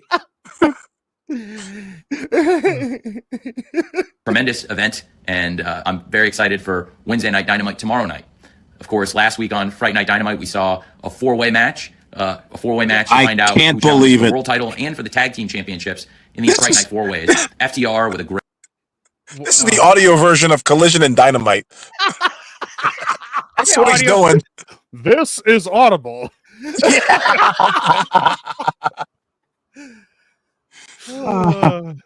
Great win, and FTR will be challenging for the World Tag Team Championship at Full Gear. And I mentioned Bandito. What a great singles match he had on Collision. I'm very excited for Bandito and his partner, Brody King, Brodito, the World Tag Team Champions, to square off with FTR for the World Tag Team Championship. I think that's going to be a great match. Certainly, these teams had a fantastic 30-minute match on Wednesday Night Dynamite, and I can't wait to see them wrestle on pay-per-view at Full Gear. I got to start hitting Max. I'm sorry. Go ahead. Yeah. You can't let them get away with just talking and talking and talking and talking. This is what happens. I got to start laying the hammer down. Yep, you got to start getting strict about that. But it's okay. Max has already shown interest in females. True. Okay. So, there you have it. And I'm excited about Samoa Joe versus Hangman Page. And what an ending it was to Fright Night Dynamite with Hangman Page and Samoa Joe. And they'll be on opposite sides tomorrow night on Wednesday Night Dynamite. It's going to be a great Dynamite. And I'm very excited to have Hangman Page teaming with Eddie Kingston and Hook. Hook, who, of course, was... How did that happen? Dude, at least if you're gonna like start name dropping these people, at least put pictures up. Edit your video in such a way where it's just like we can see these people. You know what I mean? He looked like he surprised himself when he said Hook. Right. Flipping through his little notebook. Oh, wait a second. I got Eddie Kingston. He just came up with it. He's like, Yeah. We're gonna add Hook to it. Squaring off against Samoa Joe in that match last week, to have Hangman teaming with Eddie Kingston and Hook, three very popular stars, teaming against the undefeated trio, the World Trios champions, Samoa Joe, Powerhouse Hobbs, and Katsuyori Shibata, the Ops. I'm very excited about this match. I'm very excited about Dynamite tomorrow. And we also have a match in the World Tag Team Championship tournament featuring four of the top women in AEW, including the TBS champion, Mercedes Moné, teaming with the Ring of Honor Women's World Champion, the dominant Athena. Mercedes and Athena, this incredible team, teaming up against the Babes of Wrath, Harley Cameron and Will Nightingale, a very popular team. And, of course, they'll both be participating. But why, Tony? Does he think anyone is watching this that doesn't already know the card? To be honest with you, Marv, no. Like, is there any one person that watched this and was like, "Oh, Mercedes teaming with Athena? I better check that out." If they're just coming out the hospital, they may not have heard about it. In that Blood and Guts match also. And that's going to be a great tag team match tomorrow on Dynamite. We're also going to have some big matches coming up this week on Wednesday Night Dynamite and on Collision. That You're going to want to wake up all your dungeon prisoners for this one, sickos. that will help determine who gets the advantage in the women's and men's Blood and Guts matches. And this is going to start tomorrow, the advantage battle for Blood and Guts for the women and the men. And we're going to start it tomorrow night on Dynamite. It'll start in the women's Blood and Guts with Megan Bain, who's now part of a new team with Marina Shafir in the tag team tournament. They had a very impressive debut this past Saturday at Fright Night Collision. And we're going to see Megan Bain go one-on-one versus Queen Aminata, who is one of the women who's been around. Isn't that Padme? Yeah, pretty much, yeah. Did she marry Anakin? I thought that was Amidala. Since the beginning of this challenge for Blood and Guts. And Queen Aminata has had her issues with the Triangle of Badness, particularly with Tekla. Queen Aminata and with catering. And Jamie Hayter. There wasn't enough chicken. There wasn't enough pudding the other day. We got Barb skirted out of that one. I realized I have no idea who this person is or what race they are. So I was like, don't say that one. just say apple pie to be safe. Yep. course, with a great showing the past few weeks as a tag team. Queen Aminata and Megan Bayne doing great in tag teams. They're going to go one-on-one tomorrow night. First time we've ever had that in AEW was a one-on-one match. Megan Bayne versus Queen Aminata on Dynamite, and it's part of this advantage battle. There's going to be a best of three. How long is this fucking thing? Why can't he just say like people are going to fight for the advantage? Jesus. Nope. There Gotta you go. know everything. He's got to recap the feud. He's got to give the backstory. Like, oh my, and he's got to say it 10 times for repetition's sake. You know, Tony, you wouldn't have to do this if you made like a video maybe that lasted a minute and put it on Dynamite. Then we wouldn't need any of this. Now, the non-sped up version of this was like 13 minutes. Yeah. Team like to get 2 wins will get the This advantage. is what he tells the marketing team. This is what he's reading to the marketing team later on in the day. Like, we need a poster, guys. Here's how it's going to go. And then he just recites this nonsense. Could you imagine being like a professional in the television industry, and this is the guy that you report to? Yeah. Somebody earlier in the chat said, does Tony know that people are watching this? And now I'm thinking maybe this was meant to be a video to the marketing team to tell them what to advertise. And it opens with him talking about how he met all these other rich kids, right. and his dad went to listen to him talk. Yes, tell everybody. When his dad shows up, he tells everybody. With Megan Bayne versus Queen Aminata on Dynamite, and it's going to continue on Collision. The woman who put the challenge out for the Blood and Guts in the first place is Jamie Hayter. She had a battle with the Sisters of Sin last week and a lot of battles with the Triangle of Madness. Jamie Hayter will go one-on-one on Saturday on Collision versus Sky Blue. Sky Blue and Julia Hart picked up a huge win last week. Jamie Hayter will go one-on-one with Sky Blue on Collision.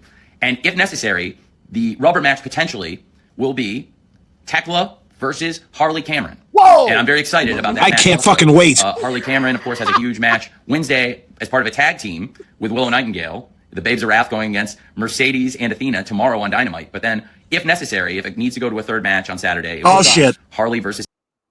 Good Lord. Good Lord. Don't threaten me with a great match. But yeah, this is what they're doing instead of a coin toss. This is the other option. Talk about overcomplicating things. WCW they flipped a fucking coin. In WWE, they have a match. That's it. And this does sound like me when I would explain WrestleMania 4 to my dad. You know, Jesus. Tekla, following, of course, tomorrow, Megan Bayne versus Queen Aminata, and Jamie Hayter versus Sky Blue, and potentially also Tekla and Harley on Saturday. And then on the men's side, it's going to start tomorrow night. It's going to start with match 1, Orange Cassidy versus Claudio Castagnoli. That's going to be that's the one I wanted to see. I'm excited. A fantastic bout. Wow. Fuck you, Tony Khan. God damn it. Why is he always front and center of all these marketing campaigns and promotional ideas? Like, I am so tired of seeing this guy, this Groucho Marx mask looking. He's so tough to look at. Erica is confused in the chat. She's asking why it says potentially. We need to rewind because you obviously didn't. So it's. I don't know if I can live through that again. No, you kidding me? You had to pay attention. Let's go through it again, and we won't stop it this time. I want the full stream of consciousness. Okay? Count how many times he blinks. Count. On Dynamite, and it's part of this advantage battle. There's going to be a best of 3, and the first team to get 2 wins will get the advantage. It's going to start with Megan Bayne versus Queen Aminata on Dynamite, and it's going to continue on Collision. The woman who put the challenge looking through my soul. He hasn't blinked once. Like, what's going on, you devil child? I was gonna ring the bell whenever he blinks, but I haven't had to yet. Nope. I've blinked like 6 times already. Well, you're human. Out for the Blood and Guts in the first place is Jamie Hayter. She had a battle with the That's Sisters of twice, Sin 3 last times, week, and 4 a lot of times. battles with the Triangle of Madness. It's Jamie Hayter will kicking go in. one-on-one on Saturday on Collision versus Sky Blue. Sky Blue and Julia Hart picked up a huge win last week. Jamie Hayter will go one-on-one with Sky Blue on Collision. And if necessary, the rubber match potentially will be Tekla versus Harley Cameron. And I'm very excited about that match also. Harley Cameron, of course, has a huge match Wednesday as part of a tag team with Willow Nightingale. The Babes of Wrath going against Mercedes and Athena tomorrow on Dynamite. But then, if necessary, if it needs to go to a third match on Saturday. Oh my God! Like I like how he talks like he doesn't write this bullshit. Like he's surprised by it. Yeah. I feel like the bell is not loud enough because the bell. Oh, we hear it. We hear it. Okay. It's the right volume. Oh yeah. Versus Queen Aminata, and Jamie Hayter versus Sky Blue, and potentially also Tekla and Harley on Saturday. And then on the men's side, it's going to start tomorrow night. It's going to start with match 1, Orange Cassidy versus Claudio Castagnoli. That's going to be a fantastic battle. I'm excited about Orange versus Claudio, and I think the winner of that match will certainly be in a great position. They'll have the lead in the battle for the advantage in Blood and Guts, and we'll continue it on Wednesday. And by the end of Dynamite, it's possible we'll know who will have the advantage in the men's Blood and Guts, potentially, because in the first match... So I'm playing a game here. I'm not blinking until he blinks. And it's really difficult. Yeah, my eyes are wrinkled. Yeah. But he won't blink for like a minute. And also keep in mind, this is sped up 1.5 times. So when it seems like it takes him a long time to blink, it's actually a longer time. J.R. Williams in the chat said you should get a foghorn, Marvin. It'll drown out Tony. Oh. I love how he explains the nuance of everything too. By the way, now we could know by the end of Dynamite who is going to have advantage in Blood and Guts, but possibly we might have to go to a third match if necessary on dude, who is watching this for that? Who is watching this and hanging on every word Tony Khan says? I'm thinking of all the times I've ever watched wrestling, and I'm thinking of at any point did any promoter, any wrestler, any talent do this type of promotional work? Where is he getting this from? Where is he getting his promotional? Herb Abrams. This is what Herb Abrams used to do. I mean, this feels like, I'm not saying that, no, because they didn't have Twitter and stuff back then. But yeah, I know that, but like it's just like you just go on and on like some sort of stream of consciousness. I mean, kind of like he would just kind of like ramble. Cocaine's a hell of a drug. Yeah. He's still not done. Orange Cassidy versus Claudio Castagnoli. Then on Dynamite, we'll also see Darby Allin versus Daniel Garcia. Oh. Daniel Garcia, of course, stabbed Darby Allin in the back on Dynamite in Philadelphia a while back. Just really, in recent weeks, we've seen Daniel Garcia getting into his groove with the Death Riders. He's been incredibly impressive as part of the Death Riders. And Darby Allin has got an axe to grind with the Death Riders, and in particular with Daniel Garcia. And he's not going to have to wait until the Blood and Guts because they are going to fight for the advantage. Holy crap, he has not blinked. I know. It's all I can look tomorrow night on Dynamite. It'll be match 1, Orange Cassidy versus Claudio. Match 2, Darby Allin. Oh, wow. Whoa. He just blinked like 11 times in 2 seconds. Of course he malfunctioned. Yeah. What's that called? The brain control that CIA did, and the Britney Spears was messed up. What's that called? What's that thing? I don't even know. You know what I'm talking about. Versus Garcia. And both of those matches are definitely going to happen on Dynamite. MK Ultra? And if necessary, if it goes to a third match, then on Saturday, it would be Roderick Strong versus Jon Moxley on Collision. But that's only if necessary, if we haven't determined a winner after Orange Cassidy versus Claudio and Darby versus Garcia. So it's a huge lineup. It's an exciting time. It's going to be a big Dynamite, and we're just over 24 hours away right now. We'll see you at 8 p.m. Eastern, 7 p.m. Central on TBS. All right, it sounds like he's wrapping up, but there's still a lot of video left to go. Oh no, we gotta go through all this. I think Superstation. I think Cartoon Marv has blinked more times than Tony Khan. Yeah, really. Home of AEW on Wednesday nights, and now our streaming home, HBO Max. Don't miss Wednesday Night Dynamite. It's tomorrow night, and there's so many exciting things happening. The women's tag team tournament match, the exciting things happening around Full Gear, including Hangman and Samoa Joe. We're so excited about Brodito versus FTR. It's like a racer head from My Hero Academia where he can't blink or Triple H gets his powers back. What a Fright Night Dynamite it was with those big 4-way matches. And we've got the big advantage battle starting tomorrow ahead of the Blood and Guts match. It's going to be a huge week in AEW. And we really appreciate you. I thought last week was great for AEW. The shows were tremendous. And if you haven't seen AEW before, check it out. I think we're putting on really great shows. Wait, did you guys know that he liked last week's shows? I feel like that's new information that I've just been given. I feel appreciated. I must say, Tony made me feel special. Like he's talking to me. Yeah. I don't think you're included in that. You're appreciated thing, Des. I'm sorry. And our fans are very happy with AEW in 2025, and we really appreciate that. If you haven't watched fucking lie. I'm sorry. Go What? back like 1 sec. I need to hear if he said most of our fans or what he prefaced our fans with. Right there. What a Fright Night Dynamite it was with those big four-way matches. And we've got the big advantage battle starting tomorrow ahead of the Blood and Guts match. It's going to be a huge week in AEW, and we really appreciate you. I thought last week was great for AEW. The shows were tremendous. And if you haven't seen AEW before, check it out. I think we're putting on really great shows, and our fans are very happy with AEW in 2025. Okay, but like, if you haven't seen any of our shows, why are you watching this? Like who is scrolling Twitter and is like, hey, some dweeb is doing a live. Let me watch. Yeah. He runs wrestling? Does he think that like his big speech at the conference today is going to cause a lot of press that are going to bring people to his Twitter page and he has to promote Dynamite or what? As soon as he walks out this hotel door, there will be a gaggle of press people who can't wait to talk to him about Dynamite. Not a looker among them. They'll be like, all right. Hey, over here. Why did you shock that dog while you were Twitch streaming? I'm not a sod biker.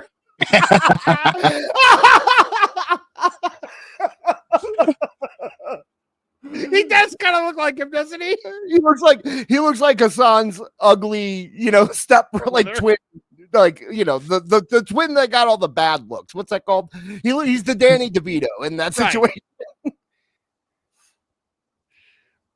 And we really appreciate that. If you haven't watched AEW in a while, we're having a great year, and we'd love for you to come back if you haven't seen the show lately. And I really think you'll enjoy it. Tomorrow's going to be a great show. It's going to be a great Wednesday Night Dynamite. Saturday's going to be a great coronary on Friday. Like, what about this show do you think I'll enjoy, Tony? You don't know me. If you haven't watched AEW in a while, we're having a great year, and we'd love for you to come back if you haven't seen the show lately. No, you're not. Now you're down in every conceivable metric. Now, let me tell you about the plight of Palestine. Right.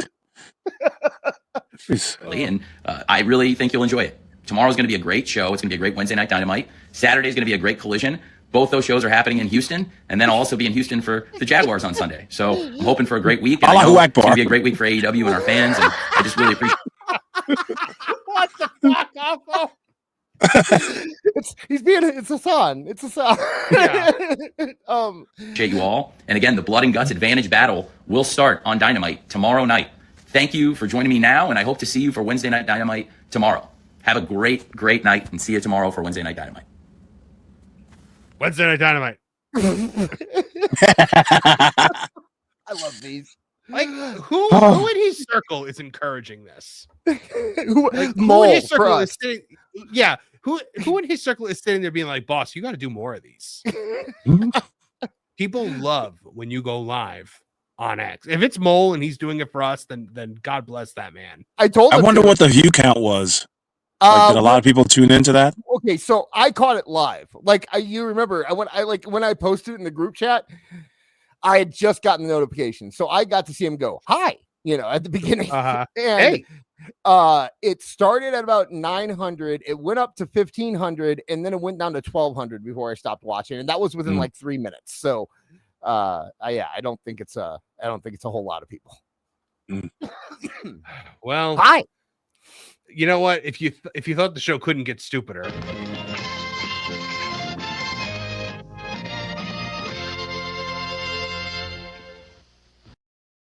Yes, that's right. It's back.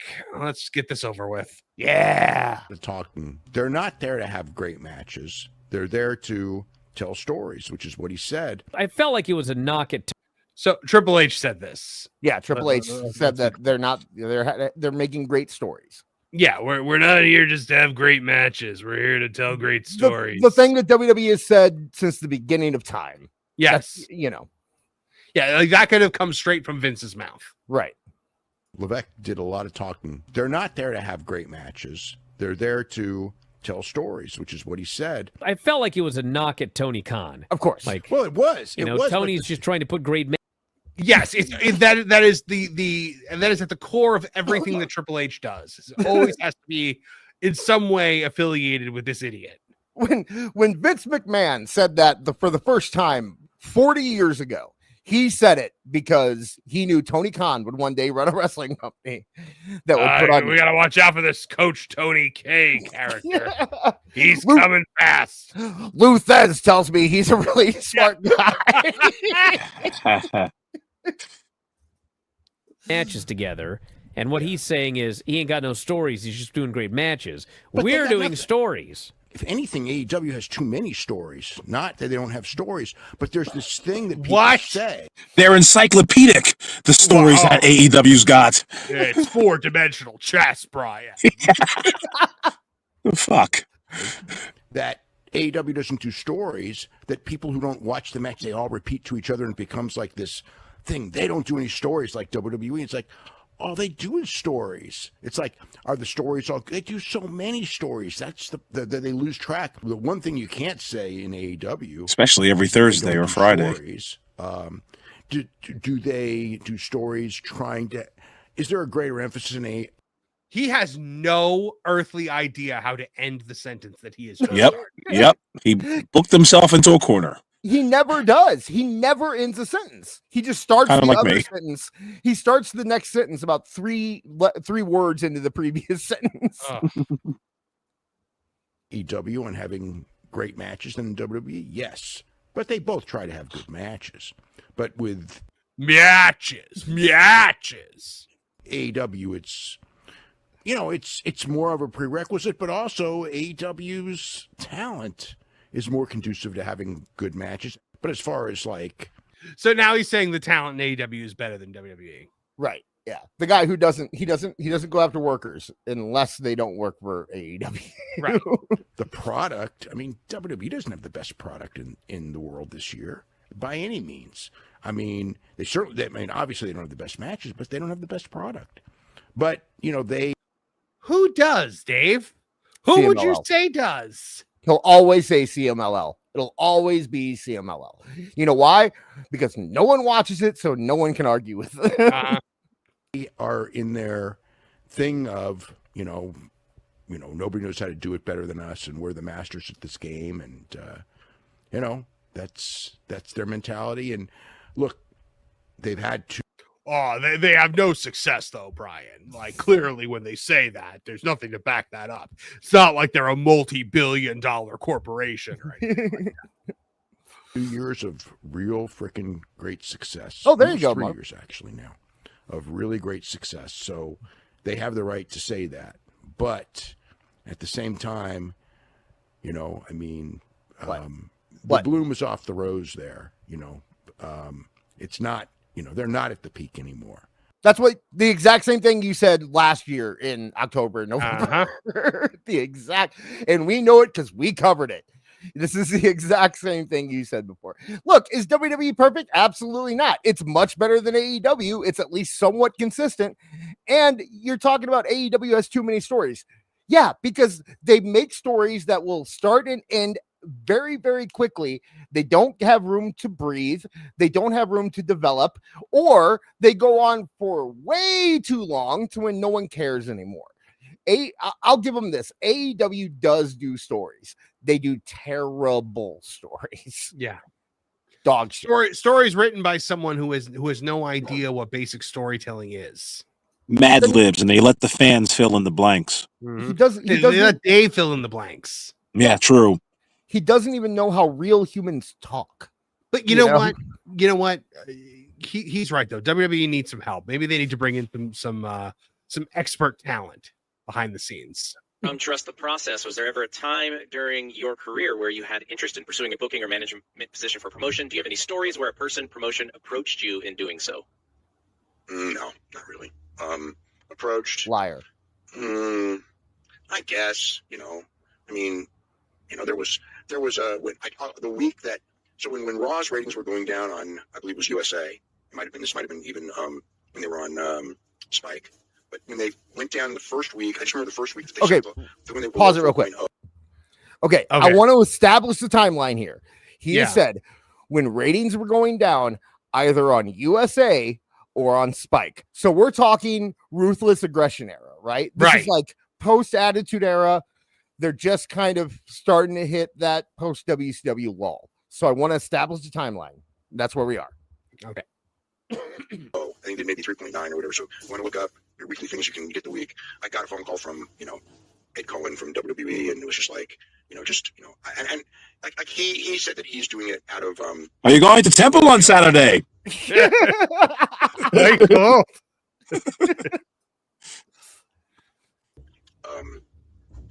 Like his idea, but I sensed it wasn't his idea, but it might have been. And he's like really pitching me and everything. I was like, nah, no interest at all. I mean, I had none. Brian, I know Brian from WWE. I know he got stuff from them because they went through me to get it. So, and he pretty much blew it off. Like, I don't even think he even talked to them, but they came to me and was like, Brian moving there and being part of the team. They thought he was really funny and creative and bullshit. What the bull fucking shit?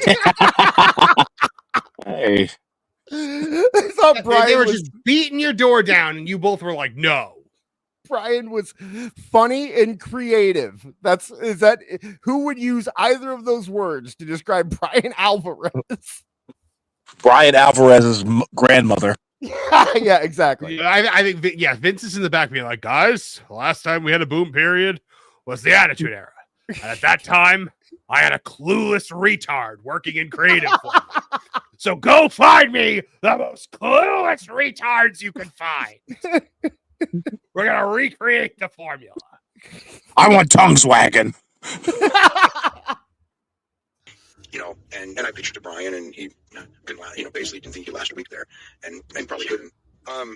So he turned it down. But even after he did, I had people there. They probably pushed that one because with me, it's like it was a no, and it was never really discussed again. But with Brian, it was like, he could make a lot of it. And with me, it was sort of like, Ed was like, "This is what I want you to ask for." It was this is what you should ask for. Make sure it's a no cut, because you don't want to give up the Observer and then, Vince's temper and you're gone in a week.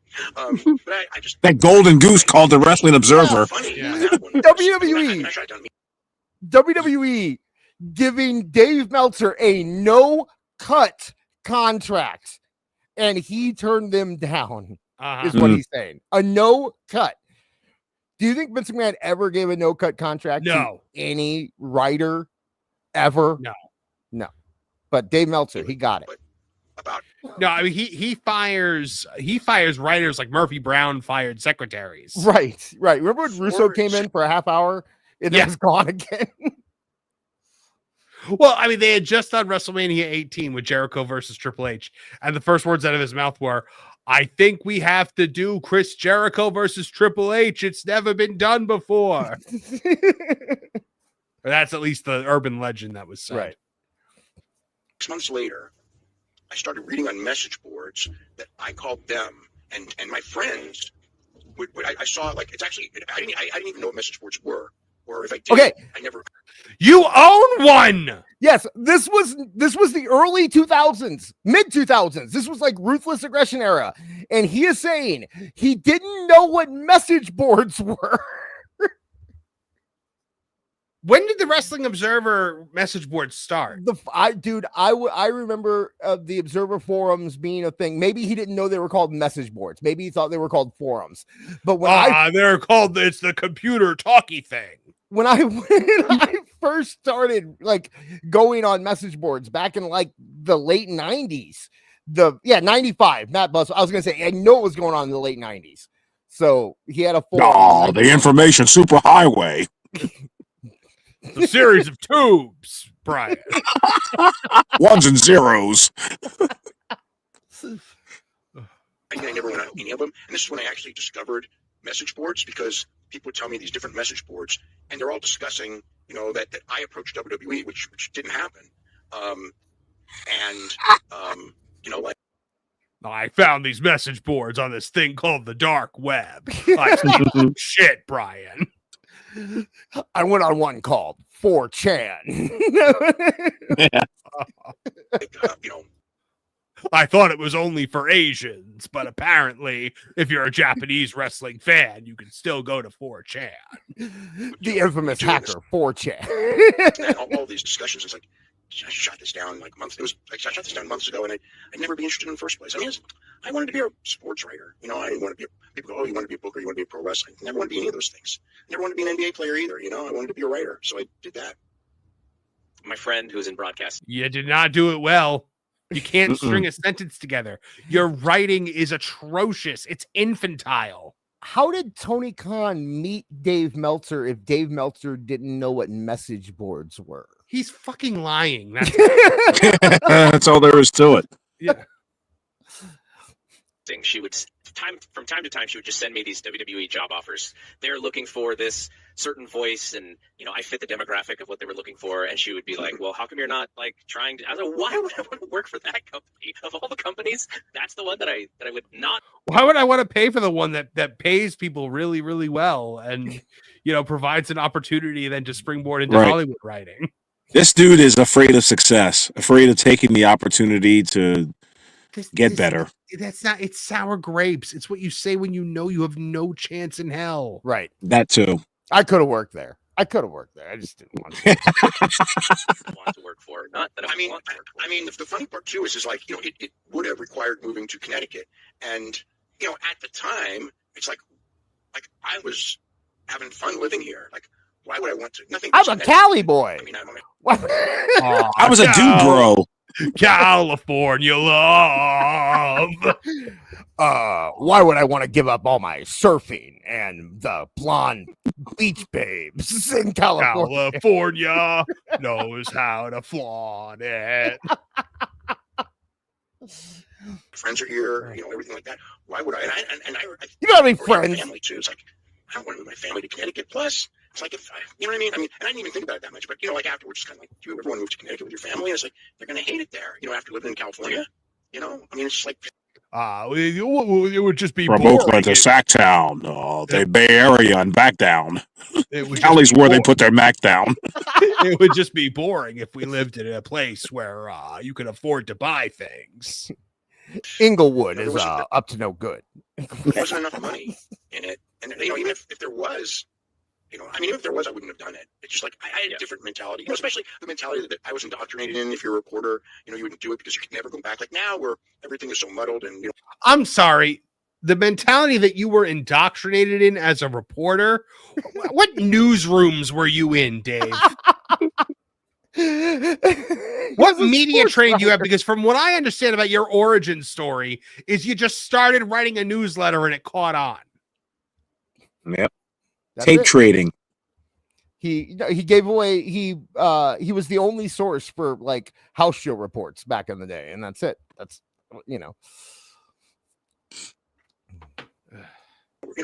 like if I grew up now, and like again, if you're a reporter and then some company offers you something, do you say no and you don't even think about it? Probably not. But I mean, I had my thing was, as long as I do what I do, I'm always gonna have a job. If I go to work there, I'm gonna be in Connecticut, and who knows? And Vince blows up at people, especially on the writing team all the time. And it's like, and plus I already knew like he didn't like being challenged. I mean, it's like if I had a different idea, I mean, I'm a disruptive force. I'm a challenger. I would have told Vince where to stick it if he came to me with a bad storyline. He'd love it if I had a different idea, so he could rip me. I mean, I know that, but it's like that. That's what I was. That's what I was thinking. Which is, you join. That's a man who's never played sports. And then, how soon before he decides to yell at you in front of everybody just for that power move? Like, probably like a couple weeks.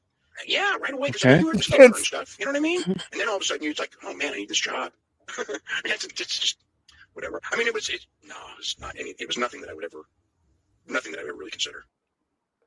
Do you think he like planned that story beforehand, or did he make it up as he went along? It was a super chat. It was a super chat. So he was on the spot.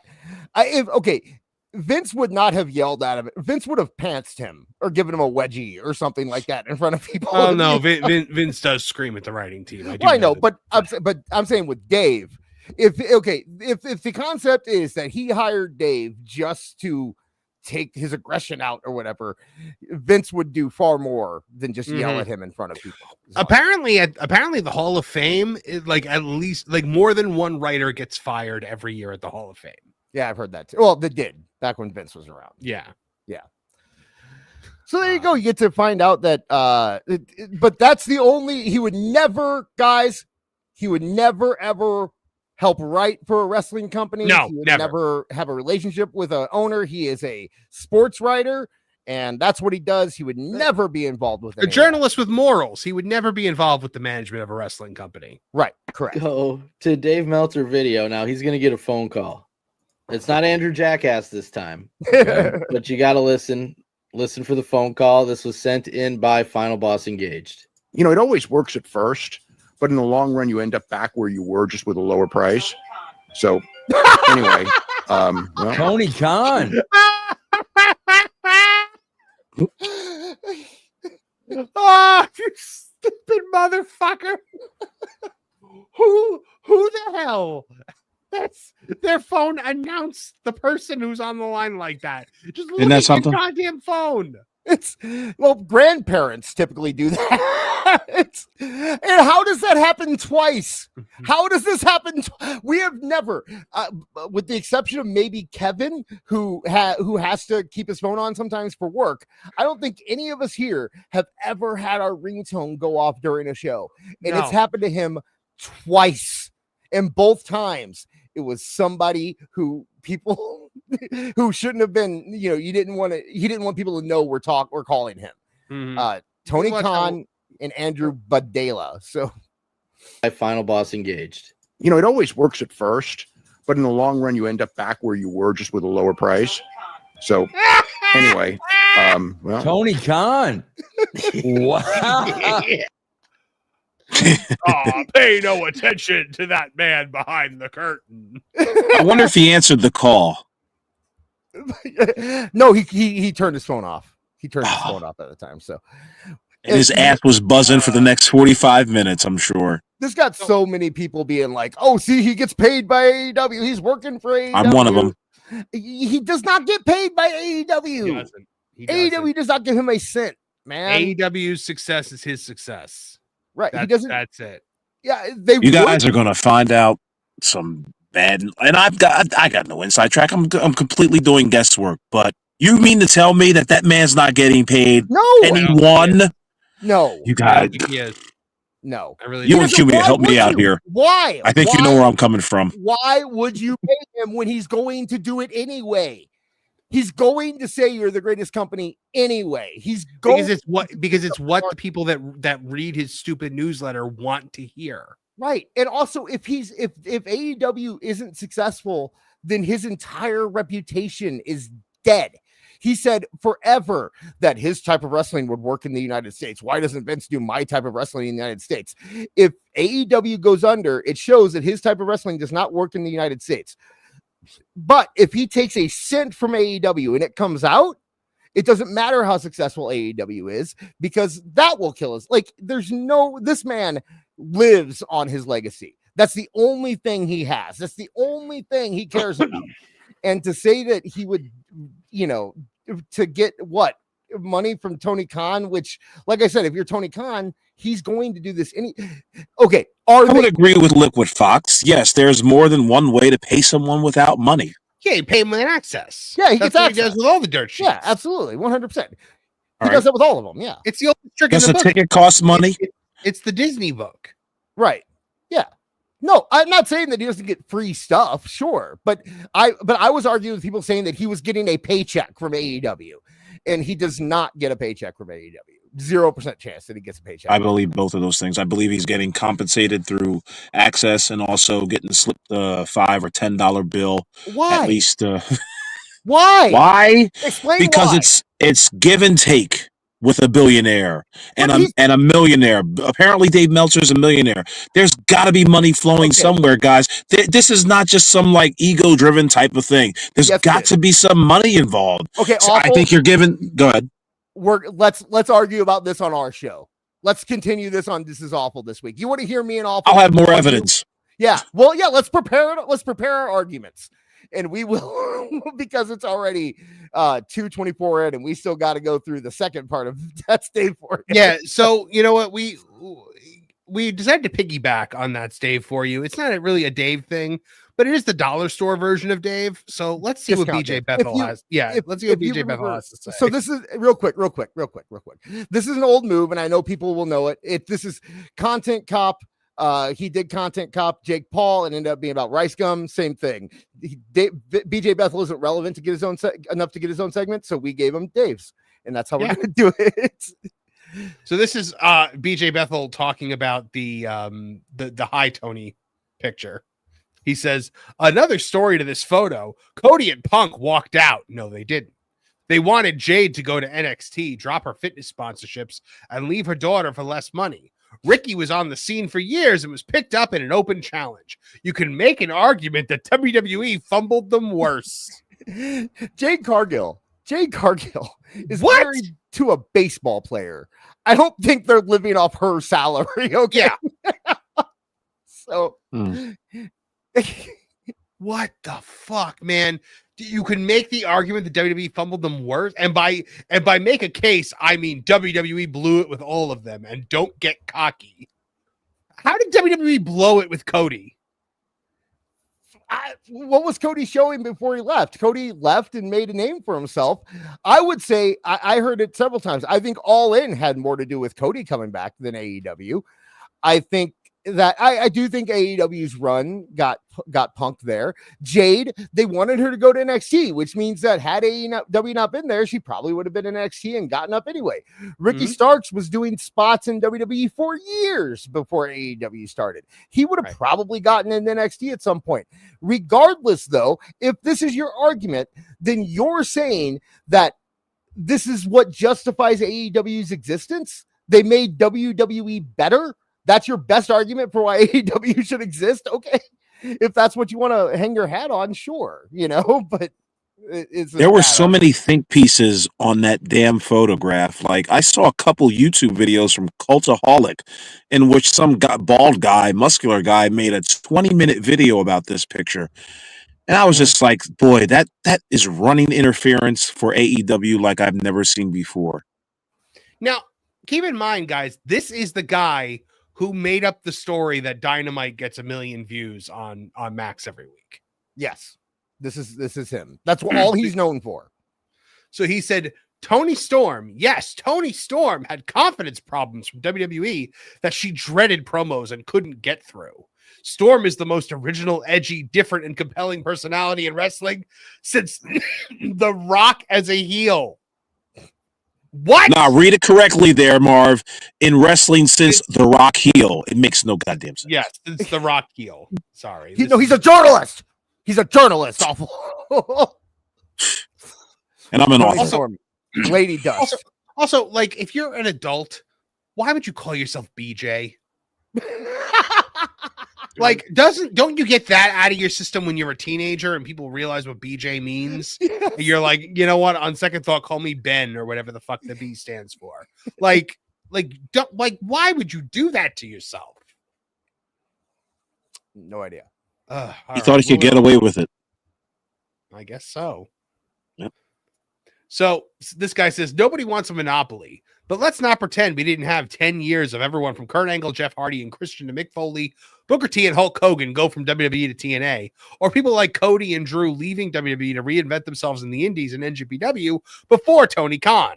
And he says, I'm not pretending they didn't, but it's not the same as having a second major promotion in the States.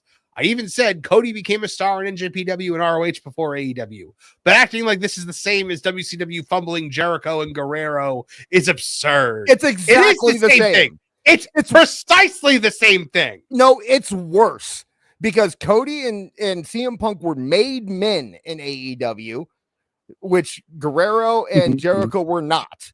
So it's worse than that.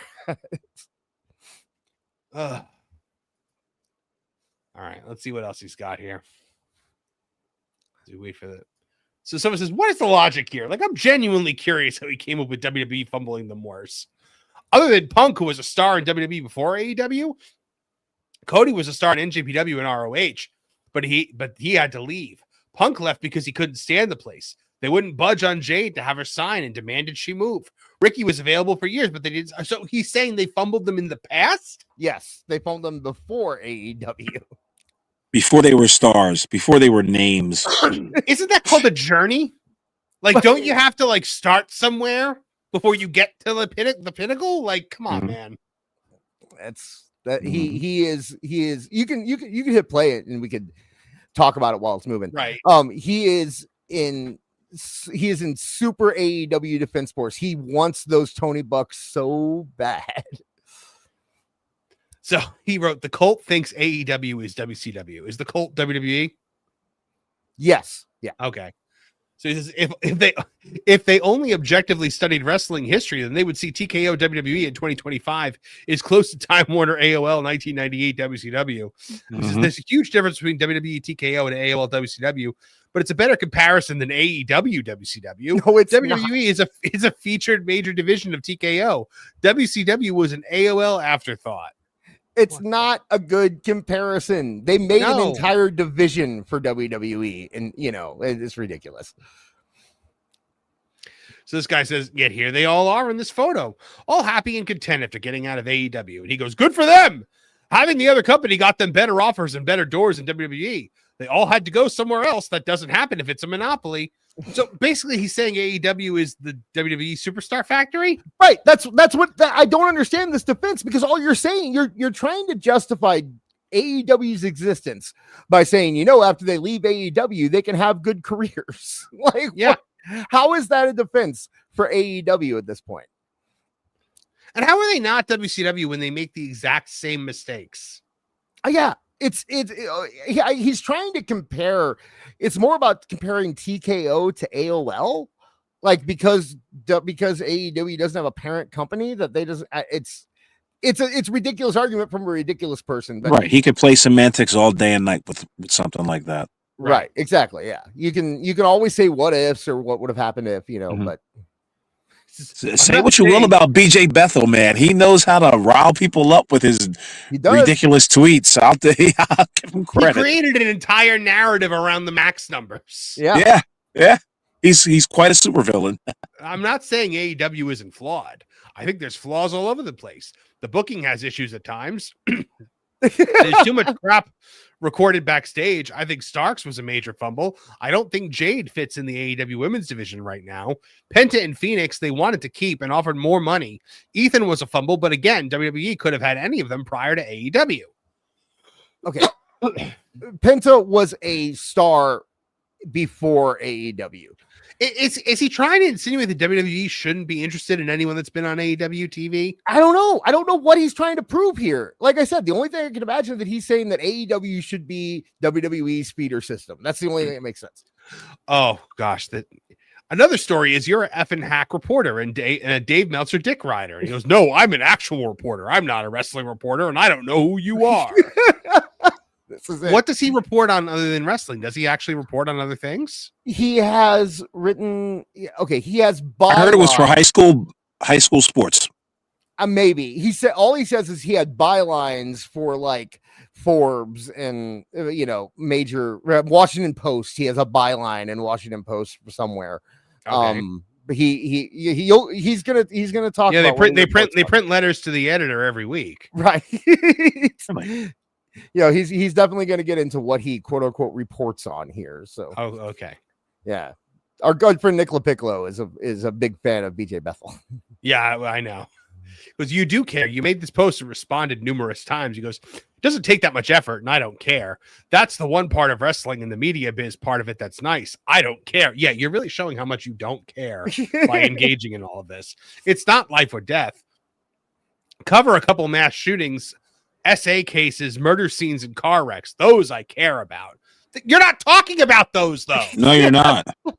All he posts about is WWE, Donald Trump, and the Giants. Like, that's all he posts about. I guess AEW. I should say AEW instead of WWE. Mm-hmm. And I believe this next one's the last one. That was the last one. Oh, that was the last one. Okay, yeah. So that's BJ Bethel. He was on a tear this week, and our friend Nicola Piccolo. Nicola Piccolo is funny because he goes, you know what? I'm not even going to say anything. You guys take it, and he just let everyone else go after him this week. So he is desperate to be Dave Meltzer. I have a theory. I think that he wants. He senses the same thing we did between Alvarez and Meltzer. And I think he thinks that he can butter up Meltzer to get that spot. That's my theory. It's the only thing because why else do this? He works for PW Torch. Like that's the company that sticks their neck out for him. And okay, PW Torch, that's great. I don't. He's such a nothing guy, but he makes his entire persona nothing but defending AEW.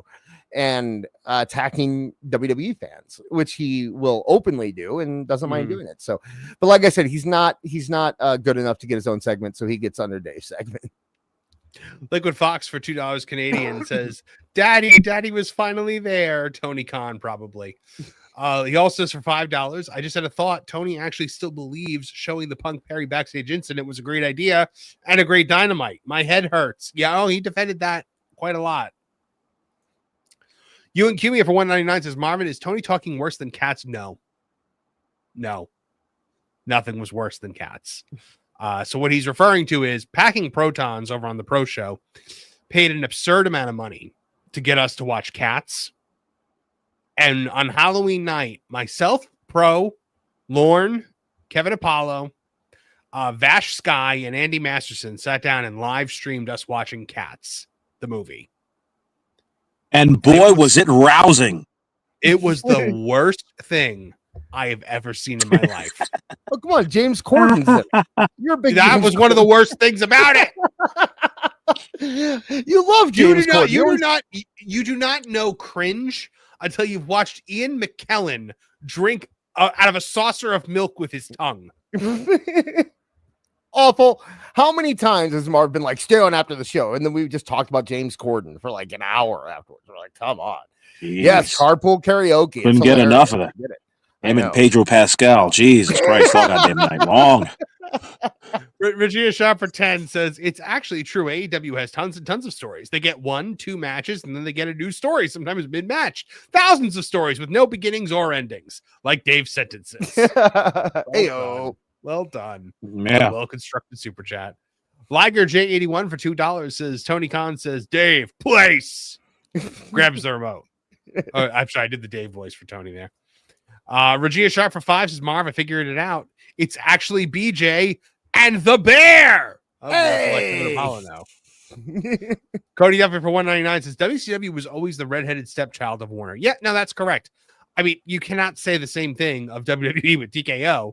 No. TKO has 2 companies, one of which is WWE. Yeah, and it's the breadwinner too, by the way. Yeah. It's the one that's supporting the other one. So yeah. Is that true? I heard UFC was sorry. I heard UFC was the top dog. No, well, UFC is the okay. So WWE is the one that's bringing in constant revenue, right? And UFC has spikes and lulls, and so WWE basically keeps it going during the downtime for UFC. Right. Excuse me. Regina Sharp for 5 says, this is like saying the 1980s Saints were a good team because all of our players would leave to be stars on other teams. Exactly. Marv, explain that joke. Because all of the 1980s Saints went to other teams and were big stars. Right. Like who? Name a couple of them. Yeah, fuck you, Dick. I couldn't do it either. So sometimes you have to let me pretend. You have to let me pretend like I know what people are talking about sometimes.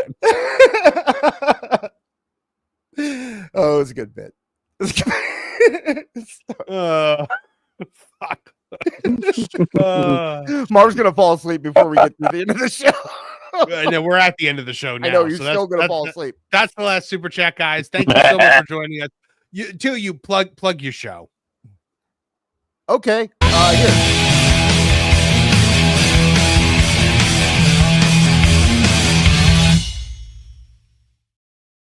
That's all you need. This Thursday, we are going to be examining a video that I found off the internet that involves the Road Warriors, Lex Luger.